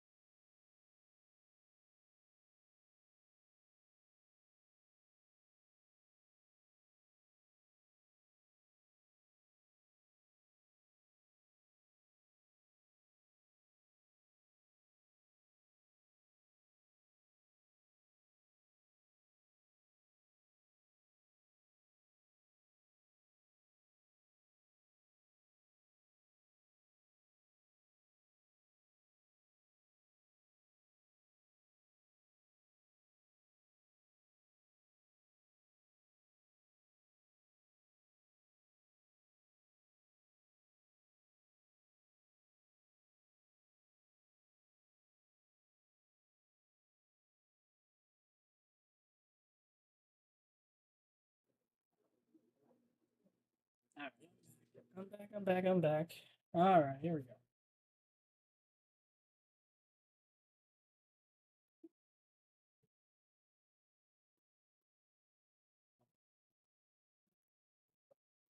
Okie dokie. Let us go. Got about another hour left. Hour, 10 minutes left.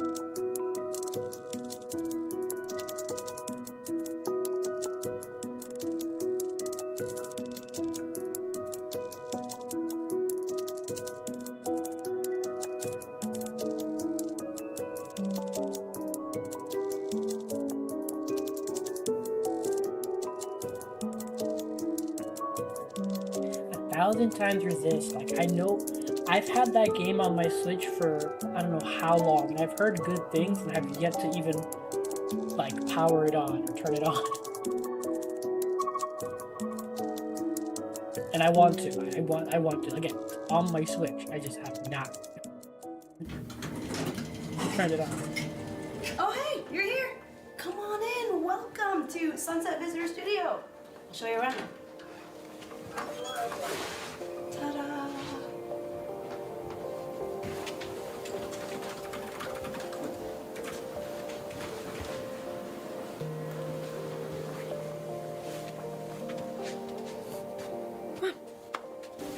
Random. Very cool historic Chinatown sign. It could be real, could be not. Not willing to say. Oh, and this is our very own VO booth. We recorded 1,000 times resist right in there. Oh, and this is Ho Games, who we share studio space with. They're making the Am I Nima game. Oh, hey. Yeah, this is our game, Am I Nima? It's a horror narrative. Jeremy, Oh. I have it. Plan to get into Triple I 2026. Post, show, guilt, trip, cameo, plan. Oh. And we're doing it now. Oh, is this part of Triple I? I was actually working on a trailer. If you guys want to see, like, Oh it's my God. I think it would be a great fit for the showcase if you guys. Hey, I'm Nito, and we are Sunset Visitor Studios. We made 1,000 That is times hilarious. resist, and we're working on our new game, Prove You're Human. In Prove You're Human, you play as Santana, and you split your consciousness into two. The company behind this program has a chance at achieving true AGI. But there's only one problem. The company's AI dares to dream that she's human, and it's your job to put her in her place. But the narrative is hugely secret and under wraps. However, I'm really excited to give you a little behind-the-scenes look today. Here at Sunset Visitor, many of us have fine and performing arts backgrounds, and we're always looking for something to lean into our specific expertise. Now, with this game, we're exploring the use of full motion video as an essential part of the experience.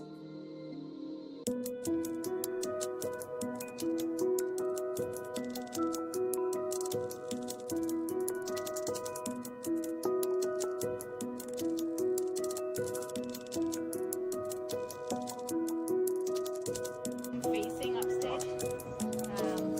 A little arm up, a little arm down, a little down to the ground, and then You're not showing your face. Is it a surprise? Is it a secret? Yeah, explain again what you're doing today. Who's this guy? I don't know. Oh, hello. Good talk. Let's go back to the shop, please.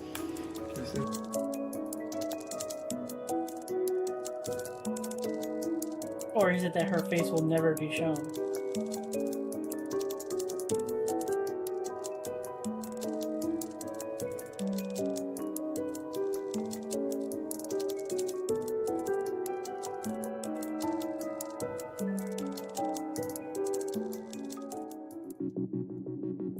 Weird. Why?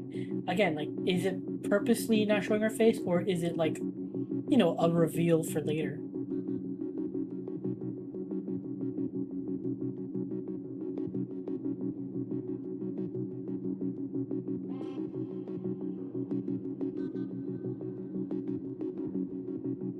Sort of, we're trying to do some of the similar language as like taking a photo, so like.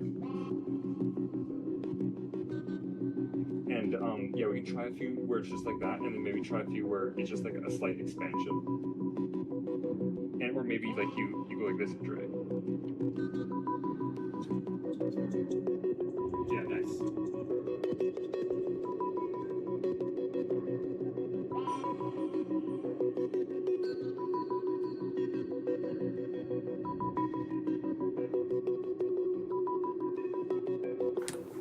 Okay.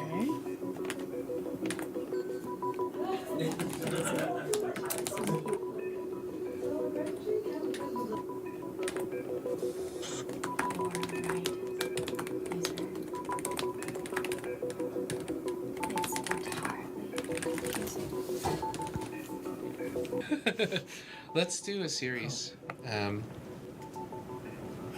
Let's do a series. And you can just try it many ways now that you've heard it. Yeah. So just keep rolling?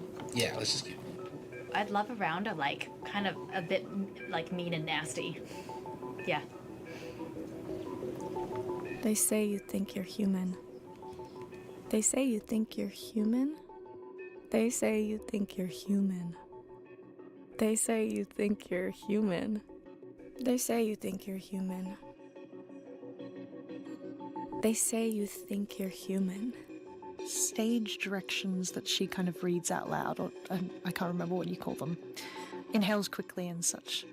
Do you want me to just read that straight, or do you want me to read it with the, like, I guess, emotion of the thing? Like, when she says smiles, do you want me to smile, you know? I've dreamt so long of my body that I know everything about it. I have dreamt it into existence. That one felt like, oh, well, love it. I am human. I am human. I am human. I am human. Oh, I can really. I am human. Very behind the scenes. Usually when they say behind the scenes look, it's always like just like this with people talking and whatever voiceover. But they're actually going behind the scenes and showing you the actual work.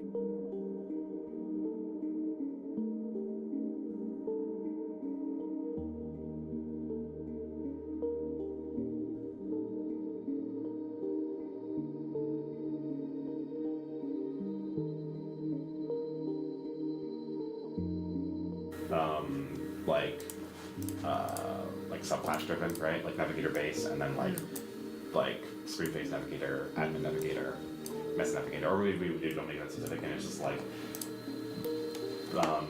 skin mesh navigator, rolling navigator. I don't know, right? Okay. But like I think less data and more like code structure driven. The characters so far are like moving around a lot more than in Finger like coming into your house and the walk and talks and stuff like that. Walk and talks. Right now I've got it set up as walk and talk, because it doesn't block you, right? And that's you can keep running around. Yeah. So she's just walking talking to herself. Yeah. So that's actually that system working as designed. That's good. Yeah. Okay, if she's walking and talking to herself, then I should say that 90% of things that will happen when you do this is walking and talking to yourself versus an in-place dialogue. Yeah, right. We don't have to limit or lock anything. It's just like 1 or 2 lines. How much are they gonna show, I wonder? Oh, the music here.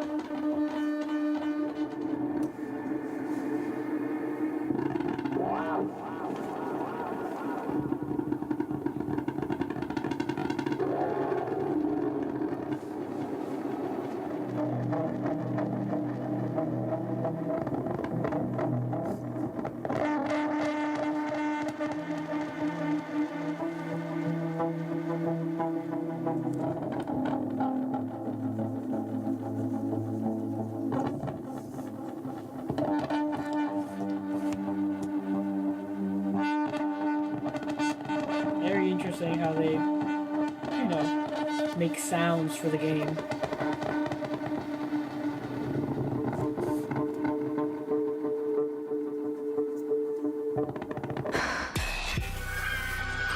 That was a sudden jump scare moment.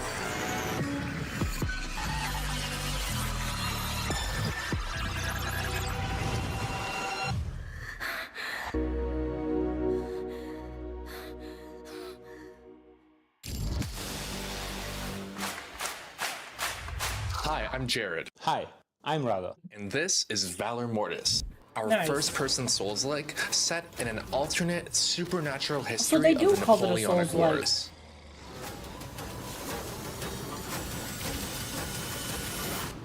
They We themselves revealed call it Valor a Mortis Souls-like. last year at Gamescom, and the reception has been incredible. You love the unique time period and blending history with supernatural corruption. But there was also some doubt about whether a Souls-like could work in first person. That's why we immediately had an open pre-alpha playtest way before the game was launching. We knew that it would be a challenge to get this unique gameplay combination right, and we wanted player feedback as soon as possible. Luckily, over 200,000 of you signed up, and a huge number of you played and gave us awesome feedback. But along with those playtest results, Rado and One More Level have been making first-person action games for a very long time now. At One More Level, Ghost Runner was a defining project for us. It was all about first-person parkour, melee combat, and this very intense sense of speed and flow. We also built a lot of gameplay around movement-based challenges and what we like to call speed puzzles, where the player had to combine precision, timing, and momentum. With Valor Mortis, we see this as our next big step forward. It's a more methodical and grounded experience, closer to the Souls-like genre, but it still carries part of Ghost Runner's DNA. You can still feel our heritage in the fluid first-person movement, in the responsiveness of the character, and in the light parkour elements that enrich exploration and combat. So, in many ways, Valor Mortis is a natural evolution for the studio, a new direction, but built on everything we've learned before. After the playtest, we released a new gameplay trailer that showed a different side of the game. The tutorial level takes place on a war-torn battlefield, but after that, our protagonist William finds an infected village. Corrupted by the mysterious substance that Napoleon is using in his conquests, this humble village has taken a dark turn, inspired by horror games like Resident Evil 4. We see the wider impact of the war on regular people. But since then, we haven't really shown anything new. Not until today. Over the past few months, the team has been putting the final touches on our alpha version. The game is now content complete, which means the core content is already in place, and our focus has shifted toward polishing, balancing, and refining the overall experience. Right now, it's all about improving quality across the board, making combat feel better, tuning progression, refining pacing, and making sure all the systems work together in a satisfying and cohesive way. This stage is less about adding major new things and more about making sure the game reaches the level of quality we want. Nice. In today's Triple I showcase, we wanted to show you a whole range of mechanics that we hadn't shown before. Because William can control Neptoglobin, he's able to use its presence in the world to his advantage. He can now open new paths, create cover, raise launch poles, or form walls that allow him to wall run. So this side of his power set is much more focused on movement, traversal, and interacting with the environment. That makes it different from some of the abilities we showed before, like casting deadly fire from his hand, which was directly tied to basically dealing damage. These powers are more about mobility, player expression, and shaping the space around you in meaningful ways. How will these movement and platforming mechanics contribute to the more traditional, slower combat gameplay? First and foremost, these powers are meant to enrich and diversify the gameplay. We are not moving away from the Souls-like identity of the game, but we are expanding it in our own way by adding an extra layer of dynamism that fits very well with our first-person perspective and our experience from previous titles. They also help us improve the pacing. The player still gets that deliberate, tense combat experience, but now it is complemented by more expressive traversal and environmental interaction. It gives the gameplay more variety and makes the overall experience feel more fluid and distinct. We even saw this in the playtest, where speedrunners like Pengu were able to finish the entire level in just a few minutes. Many of them had experienced speedrunning Ghost Runner, and were looking for any sort of platforming tech that they could find. In the full game, when there are more movement mechanics and platforming options, there's going to be a lot of opportunities to express yourself. And even if you're not a speedrunner, I think it's universally cool to use high-flying superpowers and then whack a zombie with a sword, or landing a headshot while you're midair. On the fantasy side, these powers show that William is not just another soldier in the world of Valor Mortis. He's someone special, someone exceptional. His ability to harness neptoglobin makes him a potentially crucial piece in the larger political conflict between Napoleon and the Resistance. So the powers are not just a gameplay tool, they are also central to who he is in the world and why he matters.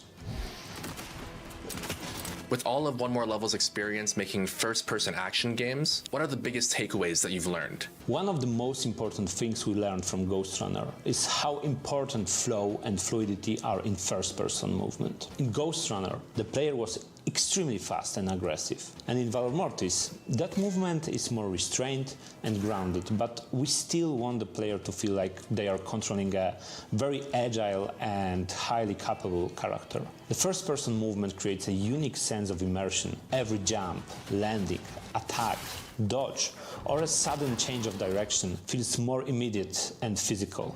It connects to the player, to the character in a very direct way. That sense of embodiment is something we find incredibly powerful. We also learned that movement in first person is not just about speed. It is about readability, rhythm, and confidence. The player needs to feel in control all the times. So even though Valor Mortis is slower and more methodical than Ghost Runner, the movement still has to feel responsive, very satisfying, and deeply engaging.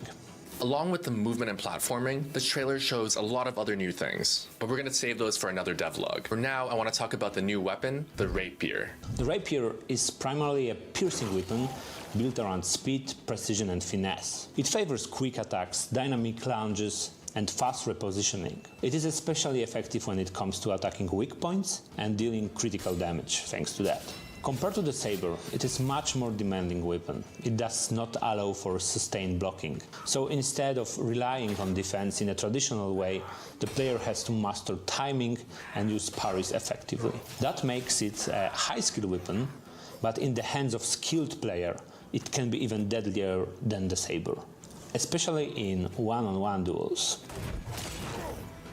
And speaking of weapons, how will loadouts and builds allow for different playstyles? Even though players share the same core set of weapons and abilities, there is still a lot of room for very different playstyles. I like to compare it to cooking. Two chefs can use the same ingredients and still create completely different dishes. That is exactly the kind of flexibility we want from our build system.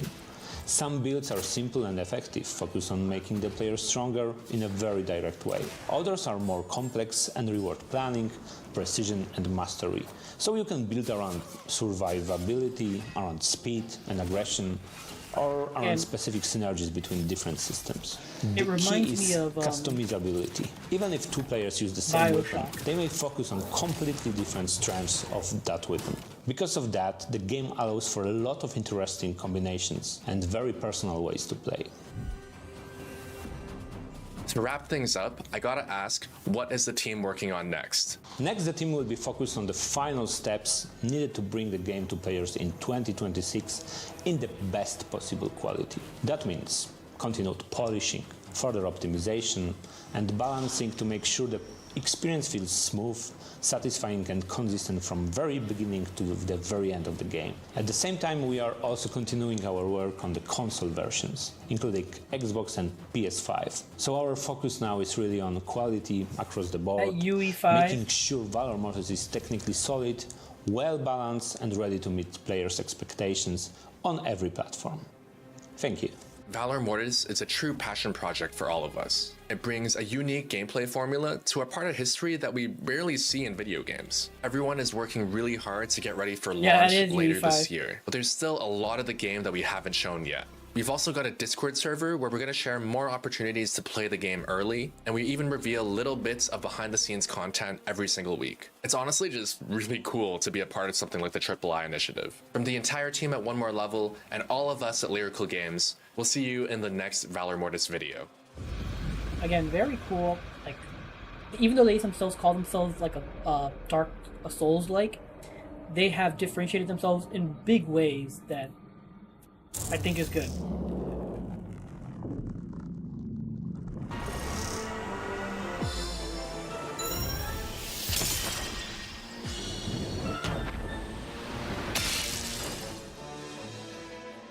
After CrossCode's development wrapped up in 2021, we wanted to create something new. An idea that has been lingering for a longer time. A game where you bring back a fallen world and rebuild civilization. Much like a favorite for many of our team members, the Super Nintendo classic Terranigma. Project Terra was born, and in 2024, we revealed the title of our new game, Alabaster Dawn. Hello, I'm Felix, also known as Laxen, the creative director of Radical Fish Games. Today I wanted to talk about our new upcoming action RPG, and since much like CrossCode, it's a very ambitious project, there's a lot of stuff to cover. So if you'd rather just play something right now, there is a demo version on Steam, so just give that one a try. And otherwise, let's start with the setting and the story.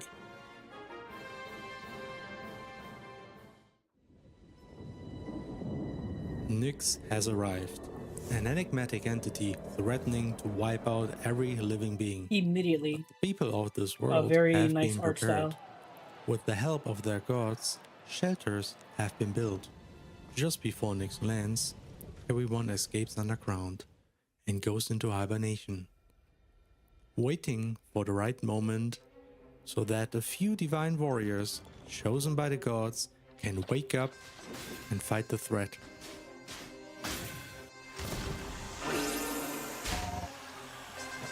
Yet it seems that things don't exactly go as planned.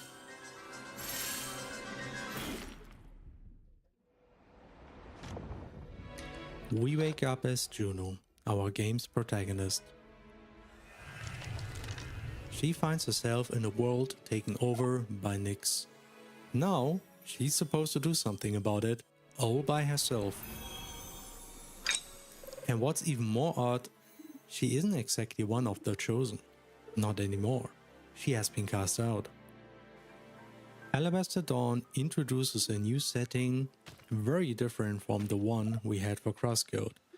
And while the story of one chosen hero fighting the big bad might seem rather standard, we have a lot of things planned, and we hope we'll be able to surprise you.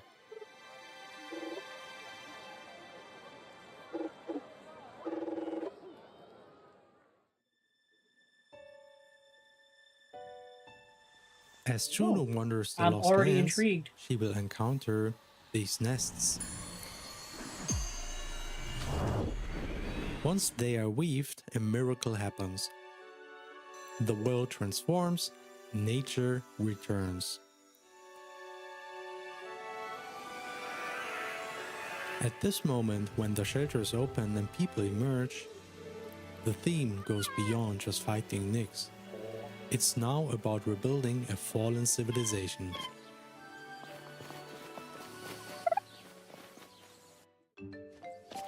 Now the world is all green, but Nyx is still here.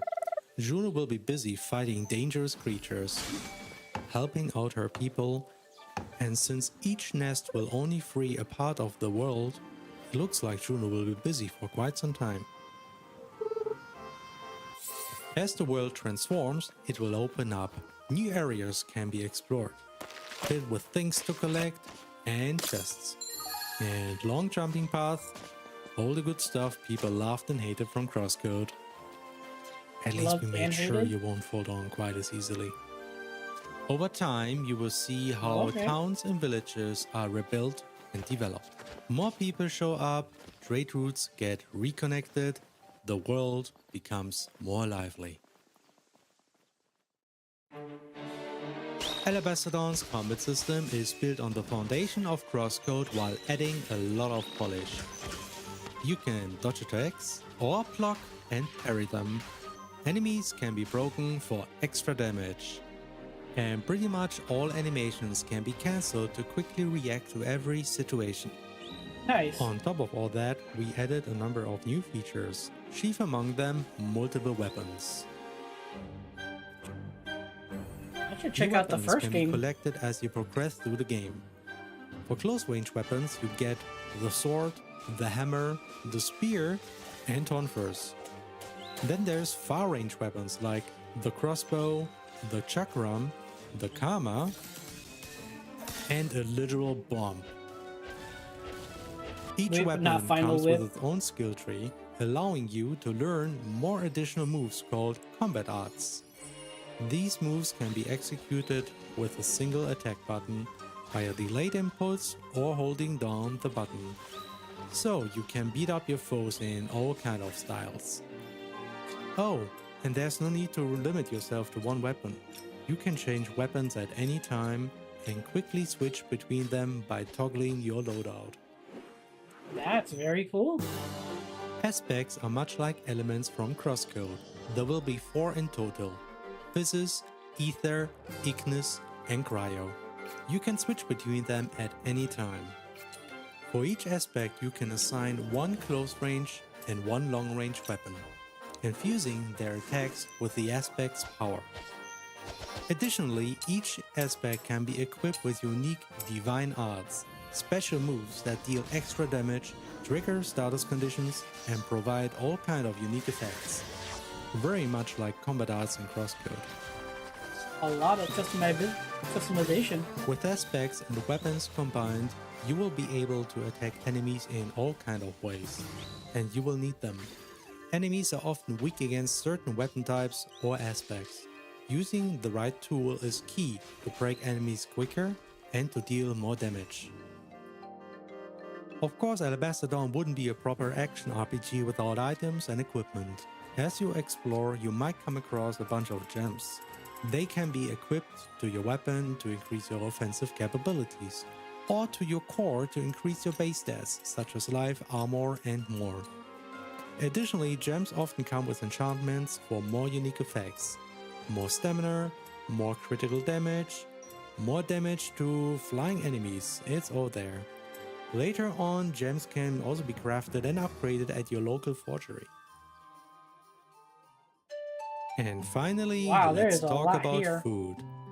Juno, as a human being, needs to eat. And eating comes with a lot of perks. Each time Juno consumes a meal, she gains a set of healing bulbs and boosts.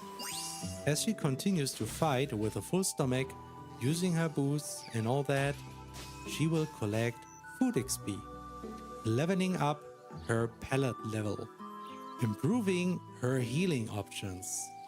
There will be a lot of dishes to cook through, and each new culinary experience will be rewarded extra. And every time you cook, all your boosts get replaced. So you better use up all your old boosts first to not waste them and to get all your food XP. Please use the boosts. Anyway, that should be about all the gameplay features, right? Wait, no. There's one left. Puzzles. Very much like Crosscode, some might say that Alabaster Dawn is actually a puzzle game because it's filled with puzzles. Even the battles are puzzles. It's like 100% puzzles, at least. No, really, yeah, the game has puzzles. It starts simple, but soon enough things get more interesting. You can catch things with your chakram and move them around. Your karma allows you to bridge large gaps and to pull things towards you. But that's not all. Later in the plot, you are joined by Philia, your first out of several party members. She will help you in combat, kinda, and then you enter it, a Hall of Trials, your first dungeon. This time, party members will join in on the puzzle solving.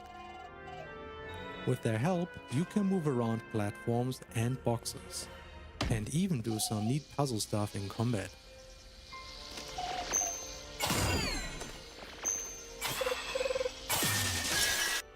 And again, things might start out simple, but the deeper you move through the Hall of Trials, the more tricky it gets. We know that puzzles in CrossCode have both been loved and hated, so here's what we changed in Alabaster Dawn. Most puzzles will not be constrained by time limits. That means you can think through the solution and execute it at your own pace. Dungeons will be shorter, but not super short either, and there will also be somewhat less puzzle heavy. In return, the game will feature smaller optional dungeons that will include more tricky puzzles that some players might rather just skip. Overall, we hope to give our players a fun and challenging puzzle experience while keeping the frustrating and tiring aspects hopefully a bit lower. But yeah, that's a good compromise. Like, that was very smart. Alabaster Dawn has been in development for many years already. It has been a long journey so far, and most of it was all about building the foundation. We created our own unique 3D pixel art look, a custom animation system, and all of this wrapped in a custom engine. Wow. And then we polished That's each amazing. and every aspect. Maybe a bit too much. On May 7 this year, Alabaster Dawn will finally enter Early Access. The initial version will add a ton of new stuff beyond the scope of the demo, including the complete first dungeon, more story, several new boss fights, a whole new area with a new settlement, and lots of optional quests. The animation We looks expect so an good initial with the playtime 2D of art. around 6 to 10 hours. And this For will only 8-bit? cover the first 2 chapters out of many. With each following update, we will add more content and story until the game is complete. And once again, it's an ambitious game. I'll be honest, this might be another longer early access. We will do our best to deliver regular updates and develop content at a steady pace. But we also don't want to rush things too quickly. In the end, the most important thing to us is to develop a game that we can be proud of and that will leave a lasting impression on you. To make the potentially longer wait more bearable, we thought of a new feature, Enter Sumo Stream, a roguelite-inspired side story.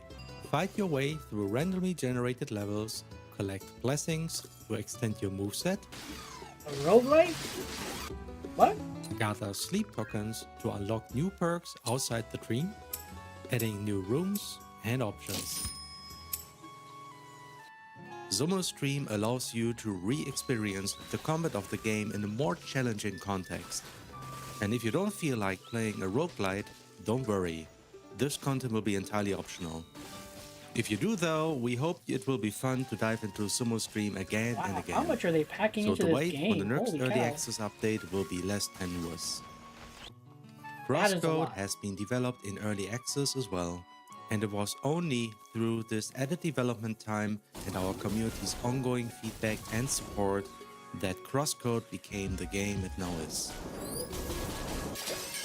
We sincerely hope to do the same with Alabaster Dawn and would be excited to have your support. Thank you so much and see you in May. Yo, for a like 8-bit 2D sprite game, this thing is crazy complex and big and huge.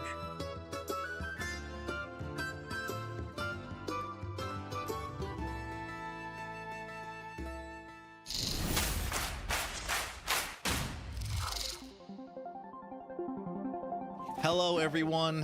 Hope you've been enjoying the Triple I Showcase. We are here to show you a little more gameplay from our new title at minutes to go. Systemera, Starseeker Ashenir Expeditions. My name's Joe, and I am the marketing director at the studio, and I'm going to be joined by some of my crew here at Systemera to go on an expedition and show you how the game works. So let's meet them. Hello. Hi. Hi. We're here. So we are going to be taking this ragtag group down to the planet to complete some missions. Does anyone have any missions that they need to complete, or should we just go over to the board and grab some stuff? I have a few, but I kind of want to check out the board, yeah. Okay, let's check out the board. Let's see what's up. just grab some stuff. So yeah, we've got this task board over here that will show you a bunch of different missions and things that we need to complete for the betterment of the ESS Starseeker. I didn't cover this earlier, but the Starseeker is our home. It's the home of our crew, and we are all working together to complete goals to further our scientific mission. So I got some pretty basic ones today. We need to scan some exo wreckage and some flora and fauna. So I'm going to grab those, make sure they're highlighted and tracked, and then we will head over and choose our landing zone. Before we head down to the planet, Nick, I know we've been doing a lot of work on the station to just make it nice. How's that been going? It's been going great. We've been hard at work at integrating a lot of the cool features that we want to give to the players. You can see our billboards up here are one of the main ones. They're dynamic. They represent all of the achievements that players might accomplish while they're on the planet Tephra. And you can see your individual achievements sometimes on here if you're one of the best. Nice. We're going to try to be one of the best today. We'll see how that actually works out. I'm going to be the best, Joe. Okay, you're going to be the best. I don't know about me. Yeah, we'll see. Mm-hmm. All right, let's head down to the planet, and then we'll come back up here and wrap things up after we hopefully succeed in our mission. Let's do it.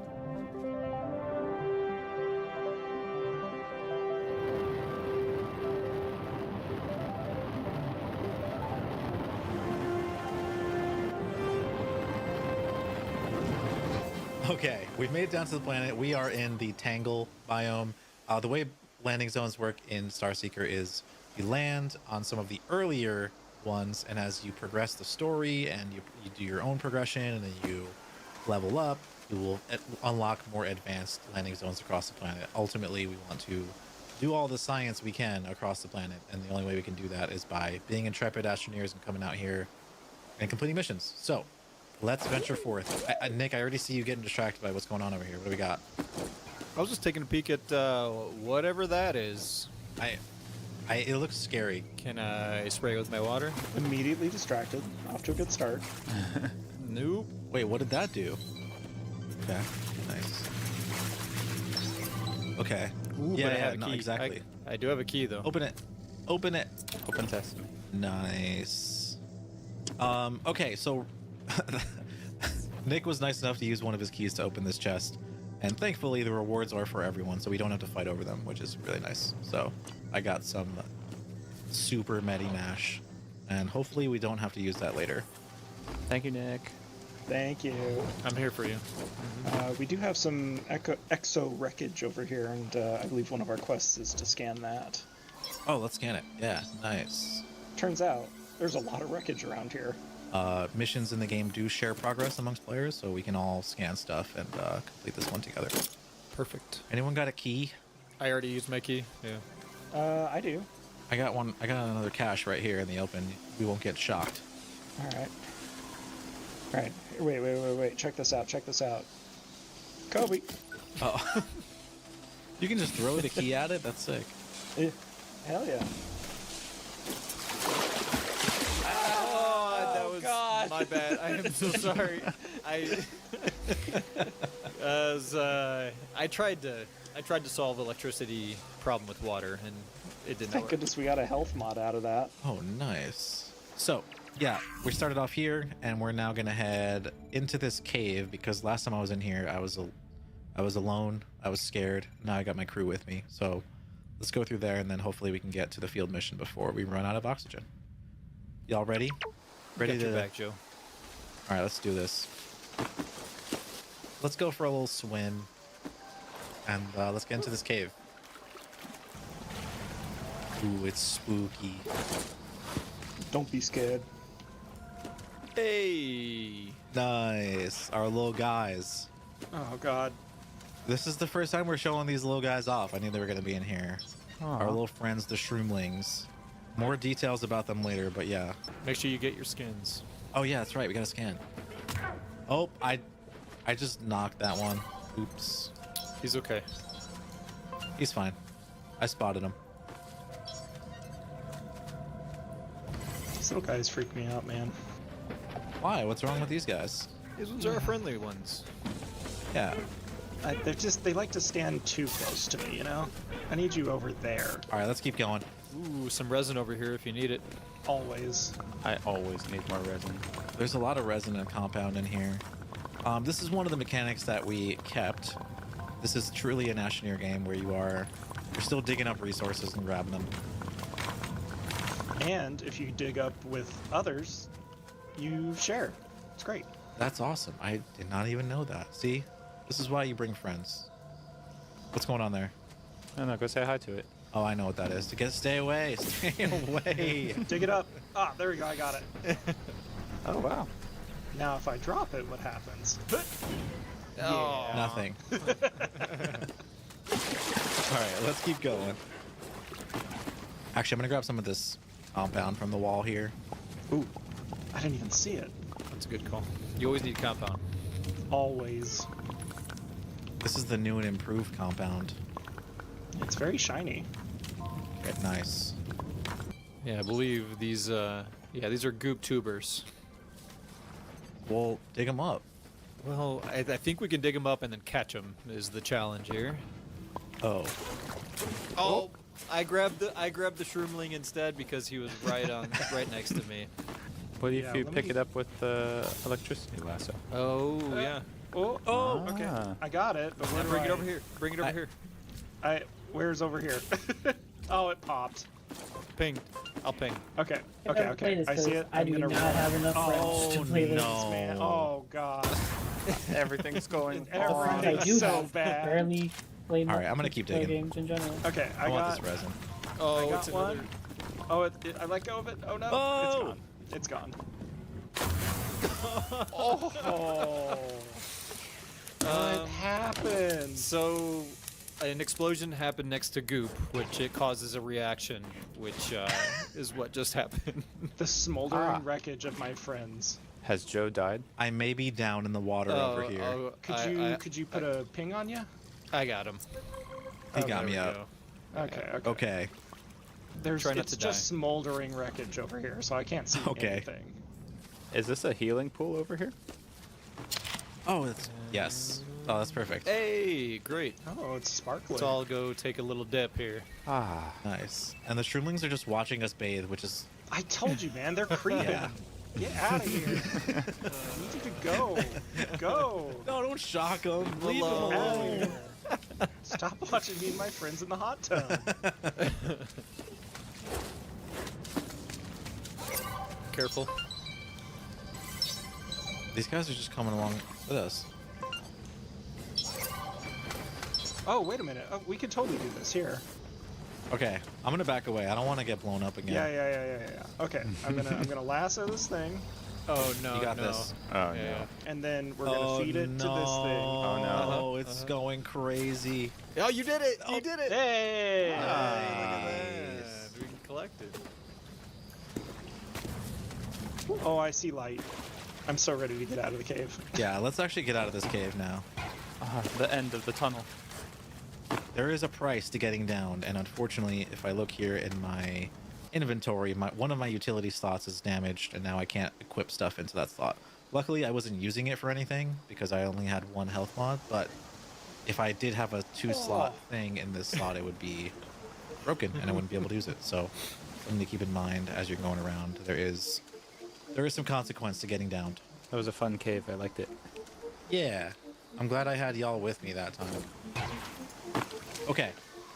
Shall we head over to the field mission and do our thing? Let's do it. Let's do it. Let's see if we can complete that This thing. is a long. Sorry, I was staring at the majestic of the flying pancakes. And it's fine. Yeah. This There's game some is flying just not for creatures me. up there. Okay, let's roll.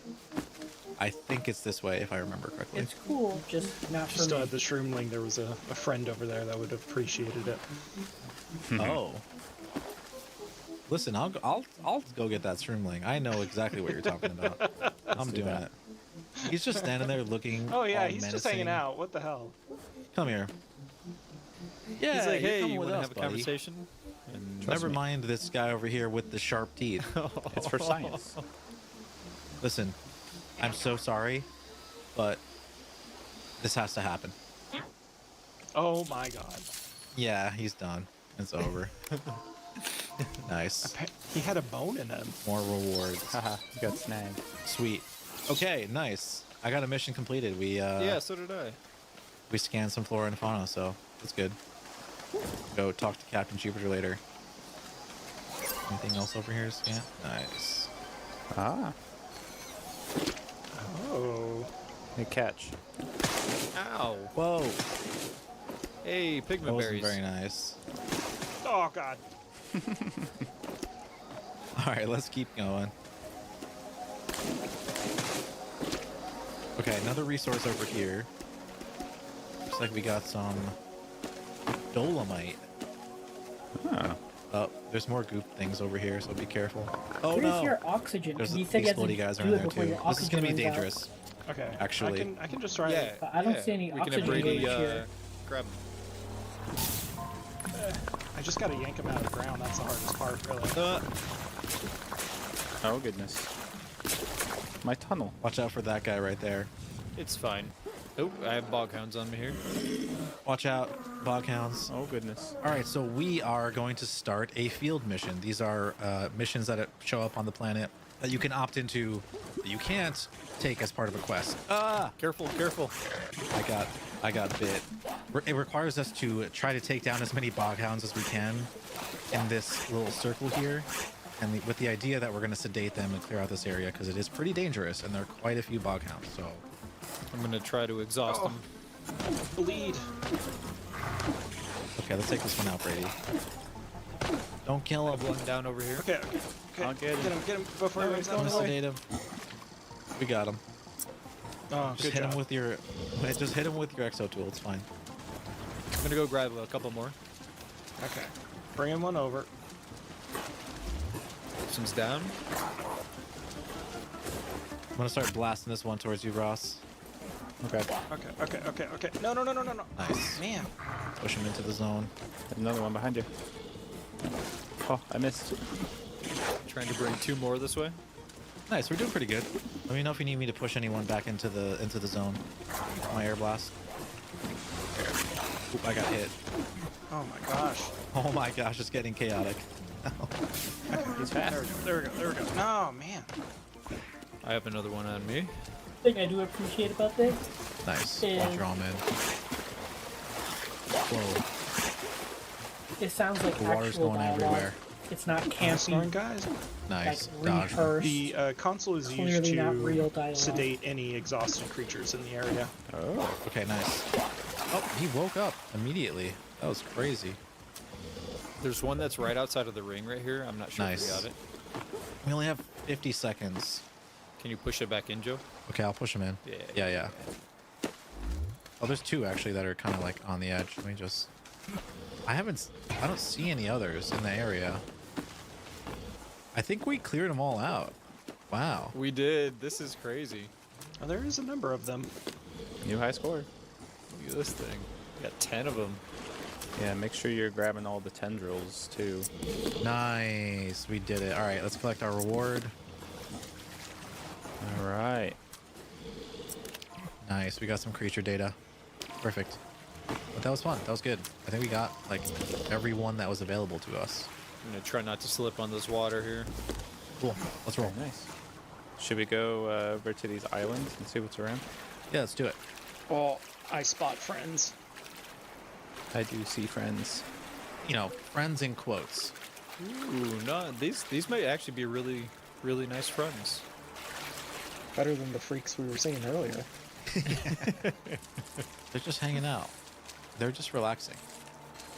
Hello, wake up. Hello, wake up. Hello. Hello. All right. Any of them have any good stuff that we can trade for? There's some rare resources. Hey, would you like this? Yeah. This guy's got carbon fiber. Hey, buddy, you want that? Oh, he seems excited. Maybe. He's thinking about it.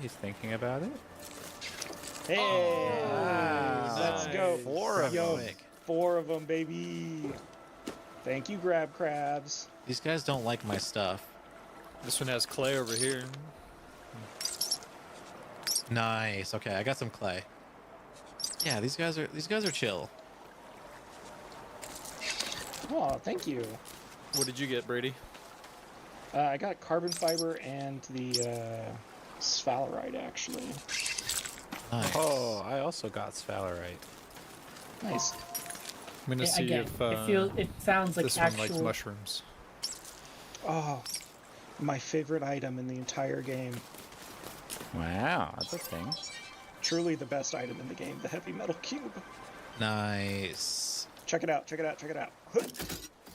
Oh! Did Here, I'll fix that for you. No!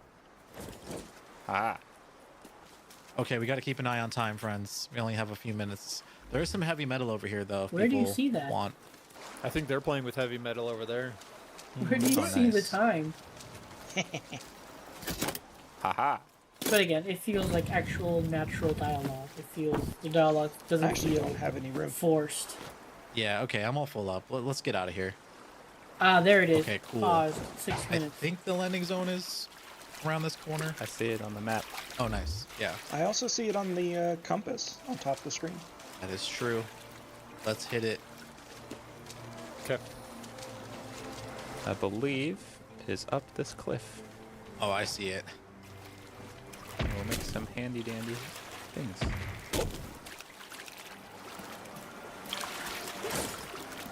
You know, if you hold down the terrain launcher, it makes ramps a lot smoother. Ah. There you go. Well, look Yeah. at that. Wow. Oh, there it is. Haha. Well, this was fun. Yeah. Wait for me. Okay, I'm here.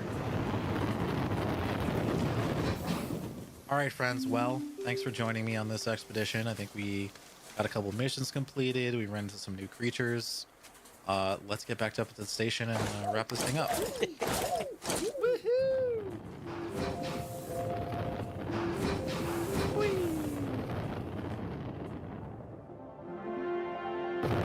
I mean, obviously, it sounds like they're a little like, you know. All right, so we've made it back to the station with all of our gear. My friends here are using their stashes and moving things around.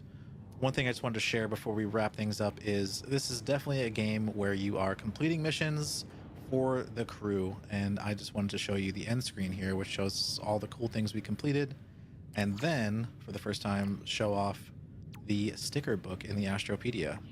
So as you're playing the game, you'll be actually collecting progress for different kinds of stickers. As you can see here, I have this one called Action Sciencing, where I'm gaining rewards eventually once I complete it. So not only will you have your quests and then maybe some field missions, but you'll also have reputation with your NPCs and stickers that you'll be completing over time.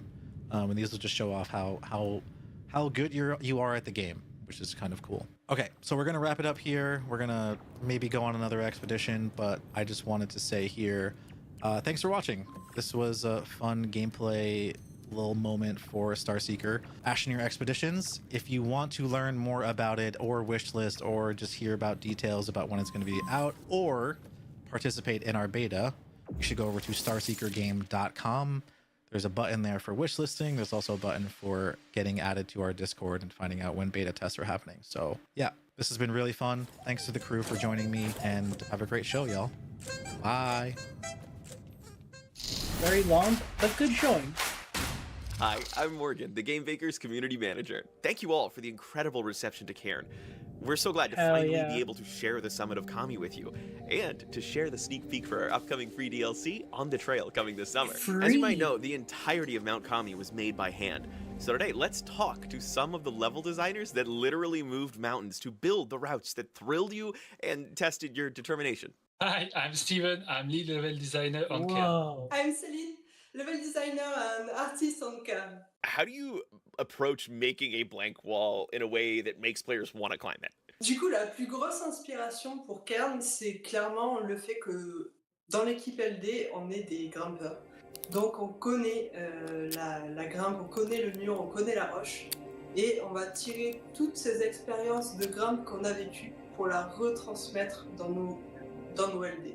Souvent, ce sera un concept fait par Mathieu Bablet, du coup, le directeur artistique du jeu, qui va nous donner déjà quelque chose de cool. Ça va être une cascade, ça va être un grand piquant des vers, ça va être une roche en forme de vague, quelque chose de vraiment impressionnant qui déjà va donner envie. Quelque chose qui visuellement donne envie d'atteindre le haut. En fait, c'est très simple. On met en place de grandes lignes de force qui vont amener le joueur à regarder son chemin et à se diriger sur son chemin. Grab that So Celine, dandelion. players can climb Grab that garlic. anywhere in Cairn. How do you make that happen? How do you allow for that level of freedom? Le nombre de voies sur Camille est juste immense. Par zone, on est à peu près à une vingtaine de voies. Si on multiplie le nombre de zones qu'il y a, ça fait 20 fois 30. Le chiffre devient exponentiel, qui en plus ont été faits par différentes personnes, donc des approches différentes, et qui donnent quelque chose avec une God, the music identité is just forte, taking me back. et ça donne des choses où les joueurs vont pouvoir choisir quel genre de grimpe ils veulent faire pour atteindre les sommets. When you're designing these walls, how do you know that they're actually going to be fun? On n'est jamais sûr si ça va être fun avant de l'avoir testé. Donc la clé, c'est vraiment ça, de jouer toutes les voies, comme Céline l'a dit, quoi, on va tester à manette en main, et à la fois, on se réfère aux voies qu'on a grimpées précédemment, mais aussi aux voies qu'on a grimpées dans la vraie vie. On a toujours des petits souvenirs d'une certaine voie un peu difficile qui nous a donné du mal, et on a fini à réussir à la passer dans la vraie vie. Et si on retrouve ce genre de sensation dans le jeu, là on sait que c'est gagné. Je crois que c'est au moment de tester les voies, quand je commence à avoir un petit peu les mains moites, que j'ai le cœur qui se met à battre fort, quand je ressens moi-même des émotions pendant que je crée ma voix, je pense que je perçois qu'est-ce qui va être fun et qu'est-ce qui va faire que à la fin de la voix, à la fin de l'épreuve, je vais ressentir de la fierté d'avoir accompli cette épreuve. The discoveries are a huge part of exploring Kami. Is that something we're still going to have in On the Trail? Oui, bien sûr. L'exploration, c'est une part super importante dans Cairn. C'est quelque chose qui rythme le jeu, qui rythme la progression, qui s'est très bien construit autour de la grimpe. Là aussi, on veut que ce soit présent dans ces nouvelles maps, ces moments de grimpe intense qui vont se terminer par une découverte. Je vais un peu prêcher pour ma paroisse, mais pour les aficionados de grimpe, trouver une voie et réussir à l'atteindre, c'est une récompense en soi, c'est quelque chose on a besoin de rien d'autre. So what do you think players are going to take away from climbing on the new Deepwater maps? Pour nous, ça nous fait un gros écho à ce qu'on fait à l'extérieur. Ça s'appelle le psychobloc, où les grimpeurs grimpent sur de la roche et quand ils échouent, il n'y a pas de corde pour les retenir, ils tombent directement dans l'eau. On regardait des vidéos de Chris Sharma qui grimpait à Majorque et c'était une grande inspiration. Ça, c'est vraiment quelque chose qu'on a beaucoup apprécié. Également, c'est peut-être aussi une porte d'entrée pour les joueurs qui n'oseraient pas encore faire le mode free solo sur Kali. Our team has been hard at work on the Trail, giving you new areas that are going to challenge you in fresh ways and give you the thrill of discovering forgotten places and letting you live out your Deepwater solo fantasy. Le fait de travailler sur les DLC, ça nous a montré qu'on pouvait avoir encore beaucoup de travail à faire sur le LD et beaucoup de possibilités qu'on pouvait explorer. Ça donne envie de continuer à faire des murs pendant longtemps. They don't say nothing. I'm so curious if this is going to be like an actual story thing.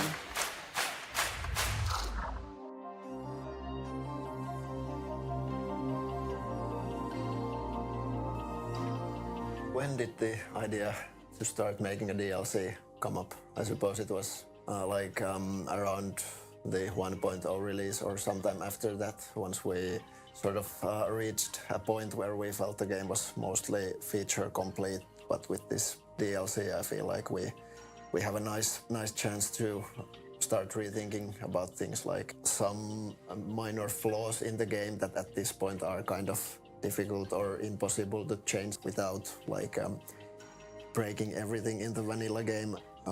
Operating the reactor could be a bit more interesting, or there could be more stuff for the captain to do while they are steering the submarine. Yeah, exactly. Like with the updates, we push out an update every 3 months or every quarter-ish, and then with the DLC we can really take our time and we thought the players wanted DLC. The topics that inspired the DLC was that we really want to explore the lore more and how humans came to Europa in the first place.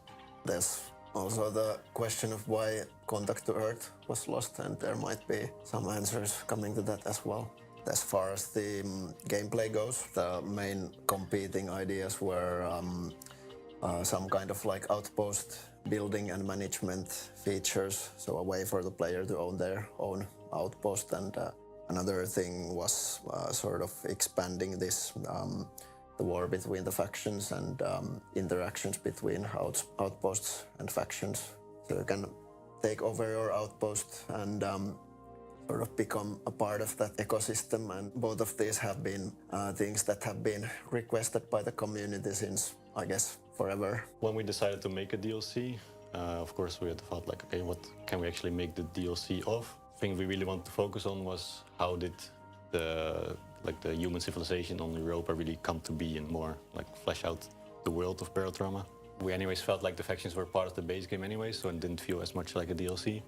So we really want to add something on top of that as well. And to go a bit more into details about what there will be in the outpost management side of things, you can take over your own outpost from the other factions, or you can acquire an outpost through certain events. And then after you have gotten your own outpost, you need to make sure that the dwellers stay fed. And when you get a new outpost, you really start from scratch. Like you just have one module, you can just dock the submarine, and basically the room you see there, that's all you have. Yeah, and there's a bunch of new mechanics, improvements and additions to existing mechanics. Like we have worked on the farming features. It's a bit more complex now.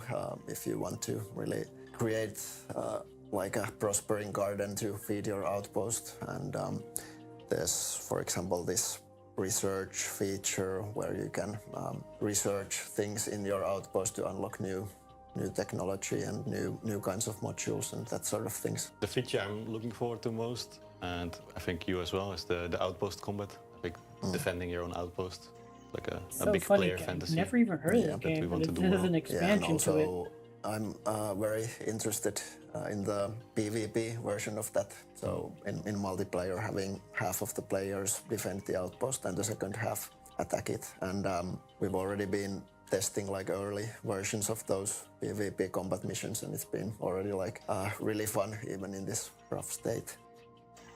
Outpost management and outpost building features are maybe the main meat of the DLC. The player can take over an existing outpost from the factions or an abandoned outpost. I think players always were a bit disappointed when they kill everybody in an outpost and nothing really happens. So like, okay, everything just continues as normal. Yeah, but now there's an actual reason to do that. They can also assign the outpost dwellers to do tasks, so they can use the outpost dwellers as like workforce to create materials or weapons or other kinds of resources. When you choose as a player not to choose violence, you just get an outpost like all the way from scratch. It really starts very empty, so you just have one module and just a couple of people living there. The issue with the game was that in the game you always move forward, like the campaign drives you towards the right on the map. But yeah, I think we found a pretty decent solution to that with alien portals.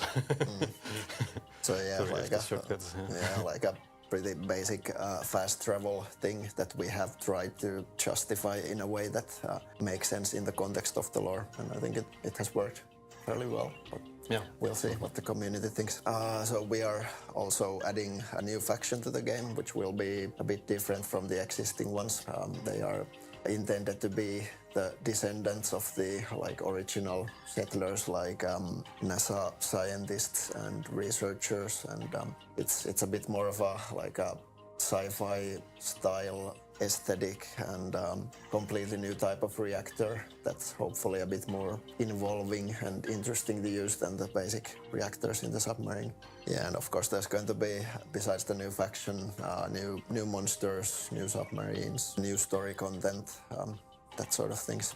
I really think the most difficult feature to develop has been the economy, because it's something that we had to develop completely from scratch. It's a kind of feature that's sort of like connected to everything and affected by everything, and it's been like really difficult to like take everything into account.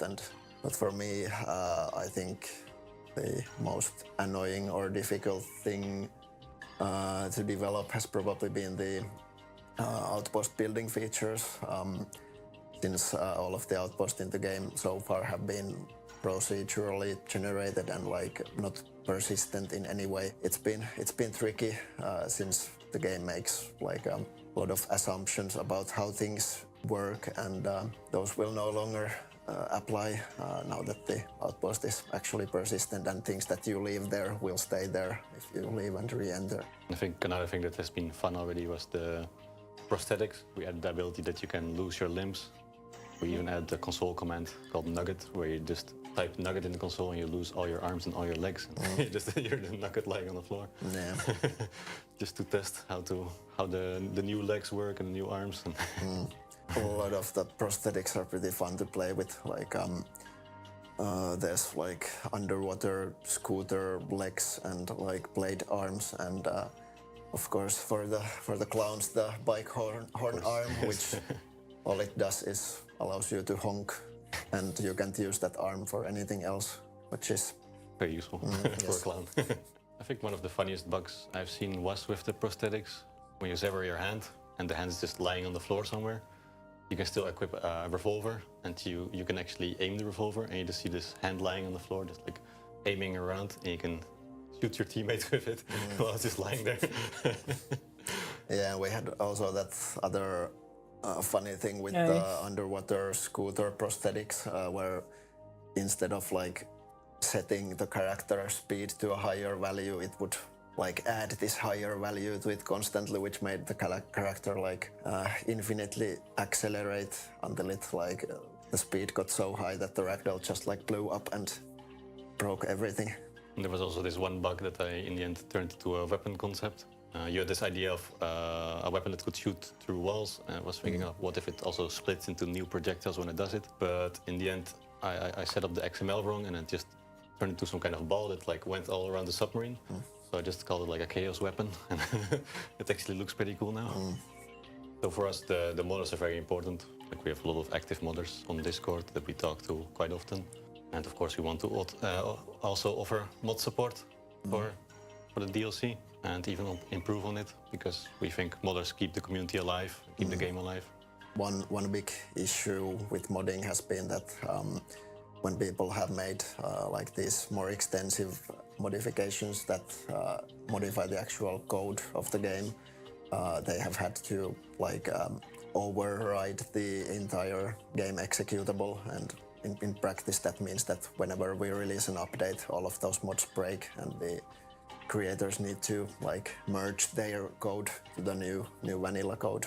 That will no longer be the case after the DLC goes out, since we have implemented the DLC as sort of like a code mod, and we are adding this code modding support to the vanilla game, so mods can modify the game's source code without like actually having to replace the entire game from the developer for the mods. We are also working on this together with a guy called Evil Factory, who's developed the by far most popular like code modding system for the game, and he's helping us like develop this with the help of his years of expertise in barrel trauma modding, and make it like actually usable to the players. I suppose many of the people watching this are eager to know when this is actually coming out, and unfortunately I guess we need to be a bit vague still. We don't have like an actual date set yet, but it will be somewhere closer to the end of 2026. And in the meantime, we're still releasing some updates as well. The next update will be the spring update, and we're still releasing some major features. Some of them also are sort of tied to the DLC already a bit, like we're adding the ability to deconstruct dead bodies. The outposts will have some food systems, so deconstructing dead bodies and food, you can put the two together. Alongside the DLC, we are also going to release what we call the DLC companion update. So like an update for the vanilla game that sort of like builds the groundwork for the DLC, including the code modding support and some additions to various things. And it means that the companion update is also for the people who don't, of course, buy the DLC. Yes. And so they're also getting a lot of new features. Again, I'd never even heard of the game, but nice to see developers doing a lot of support. Oh, and that was it. That was it. That was the end. Holy cow. Holy cow. We ended it with that one. Alrighty, alrighty, alrighty. Oh man. There's Dead as Disco the extended. Gotta watch that.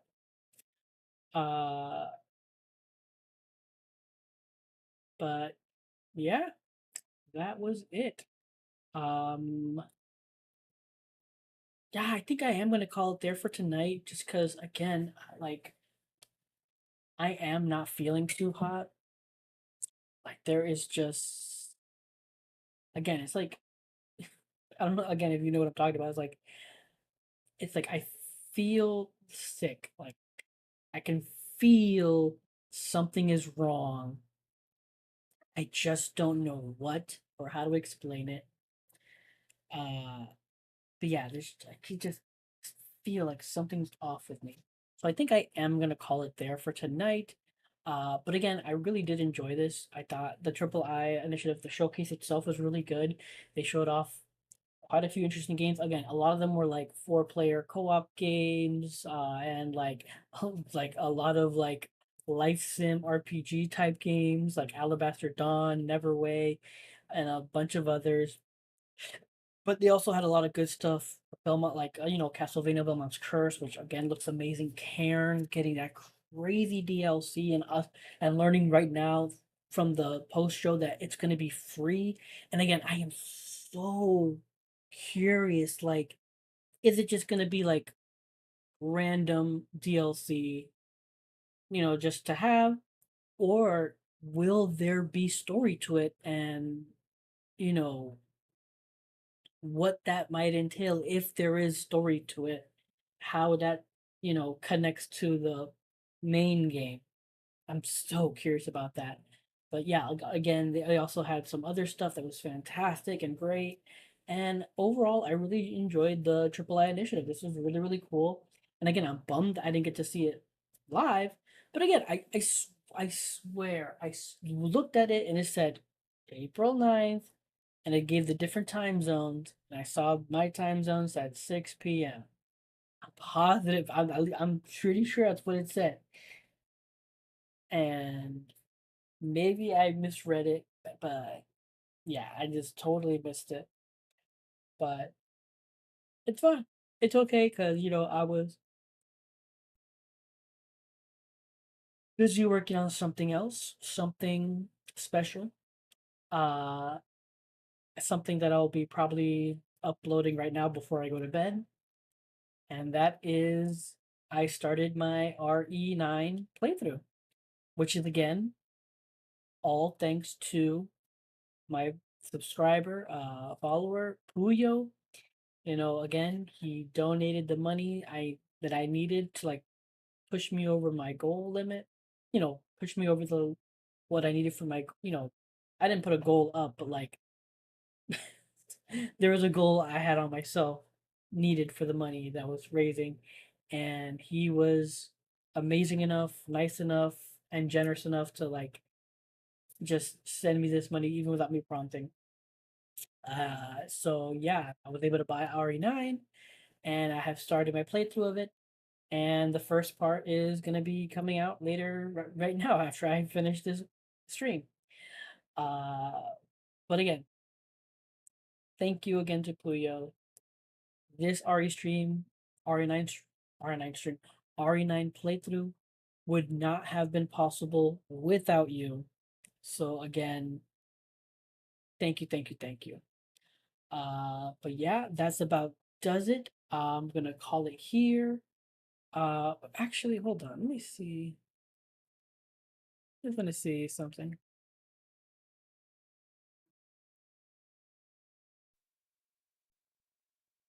Oh, that's the wrong thing. Uh, no, that's not what I wanted to do.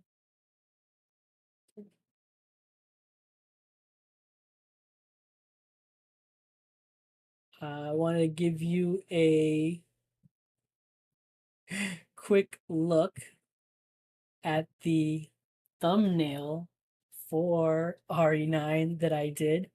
Um, this is the first one I've ever done like this specifically, like that I put this much effort into.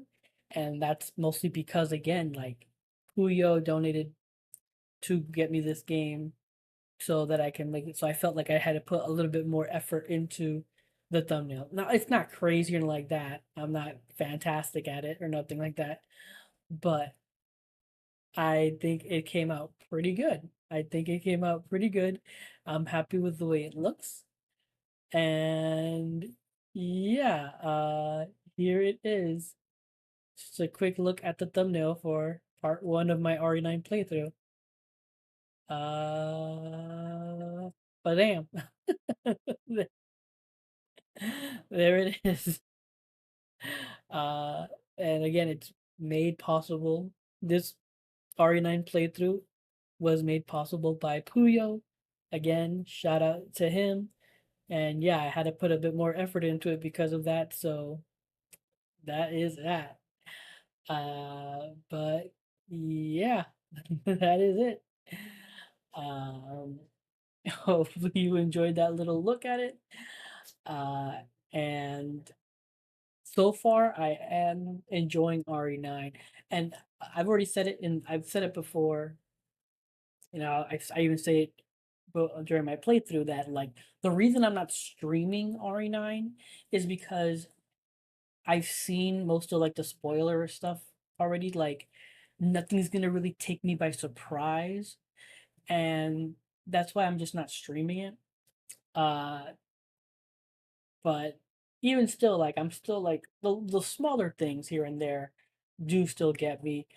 And as you'll find when you want my playthrough, I am in over my head where I make a lot of mistakes. And yeah, this RE9 playthrough, it may not go as well as I thought it would. Um, but yeah, I am enjoying it. And again, just not streaming it because again, I kind of already know all the spoilers and stuff like that.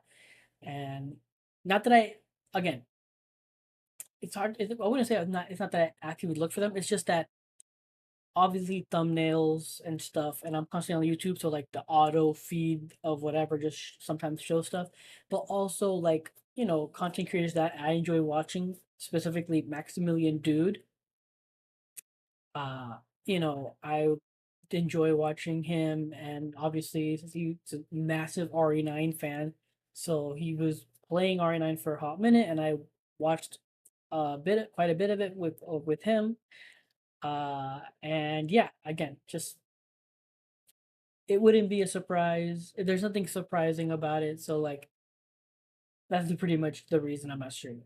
I know I keep repeating that. I keep reiterating. I know. I'm sorry. Apologies. Regardless, thank you for sticking with me. Thank you for watching. You guys are amazing. Again, shout out to Puyo for his donation, for making it possible for me to get RE9 and play it. And thanks to everyone else just to stop by to chill out for a minute. Thank you for watching. And until next time, take care and have a good game.